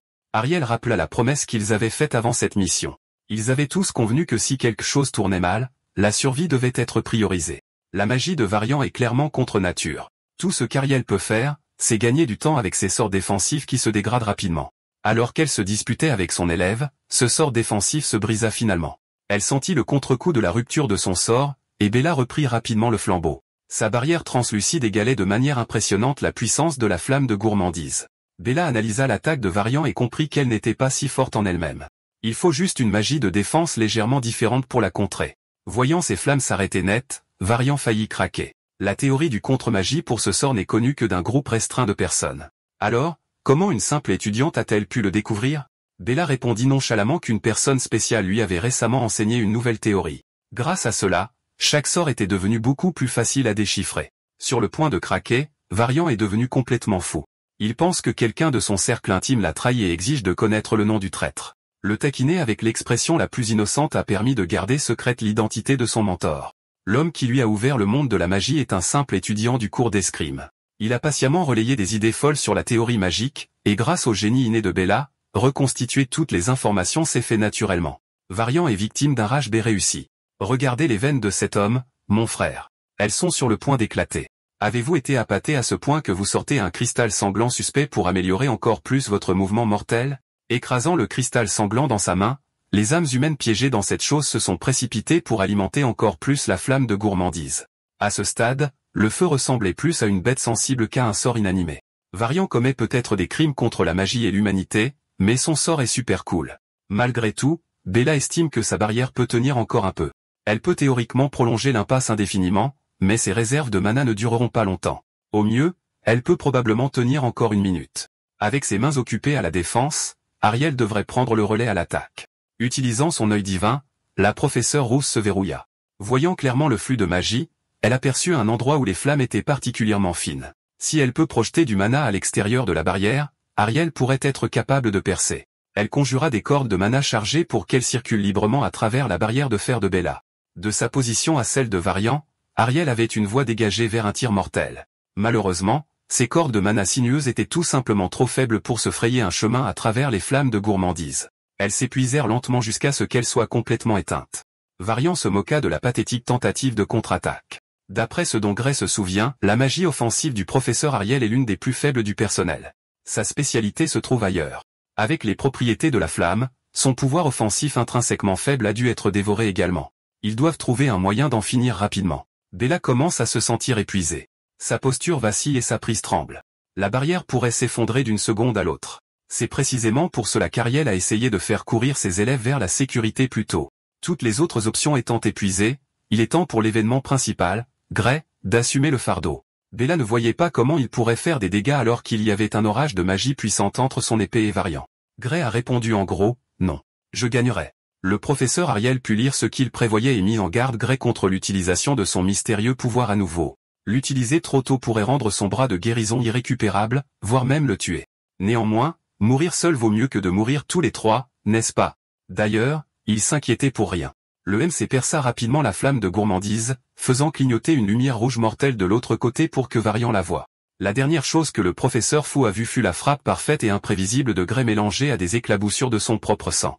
Son cerveau essayait encore de comprendre ce qui venait de se passer alors que sa tête était proprement séparée de son corps. C'est ainsi que le professeur Varian Bradley fut légitimement exécuté pour sa litanie de crimes. Son bourreau est l'homme qui va changer le cours de l'histoire. D'accord, c'est la fin de l'histoire. Merci d'avoir regardé. À la prochaine.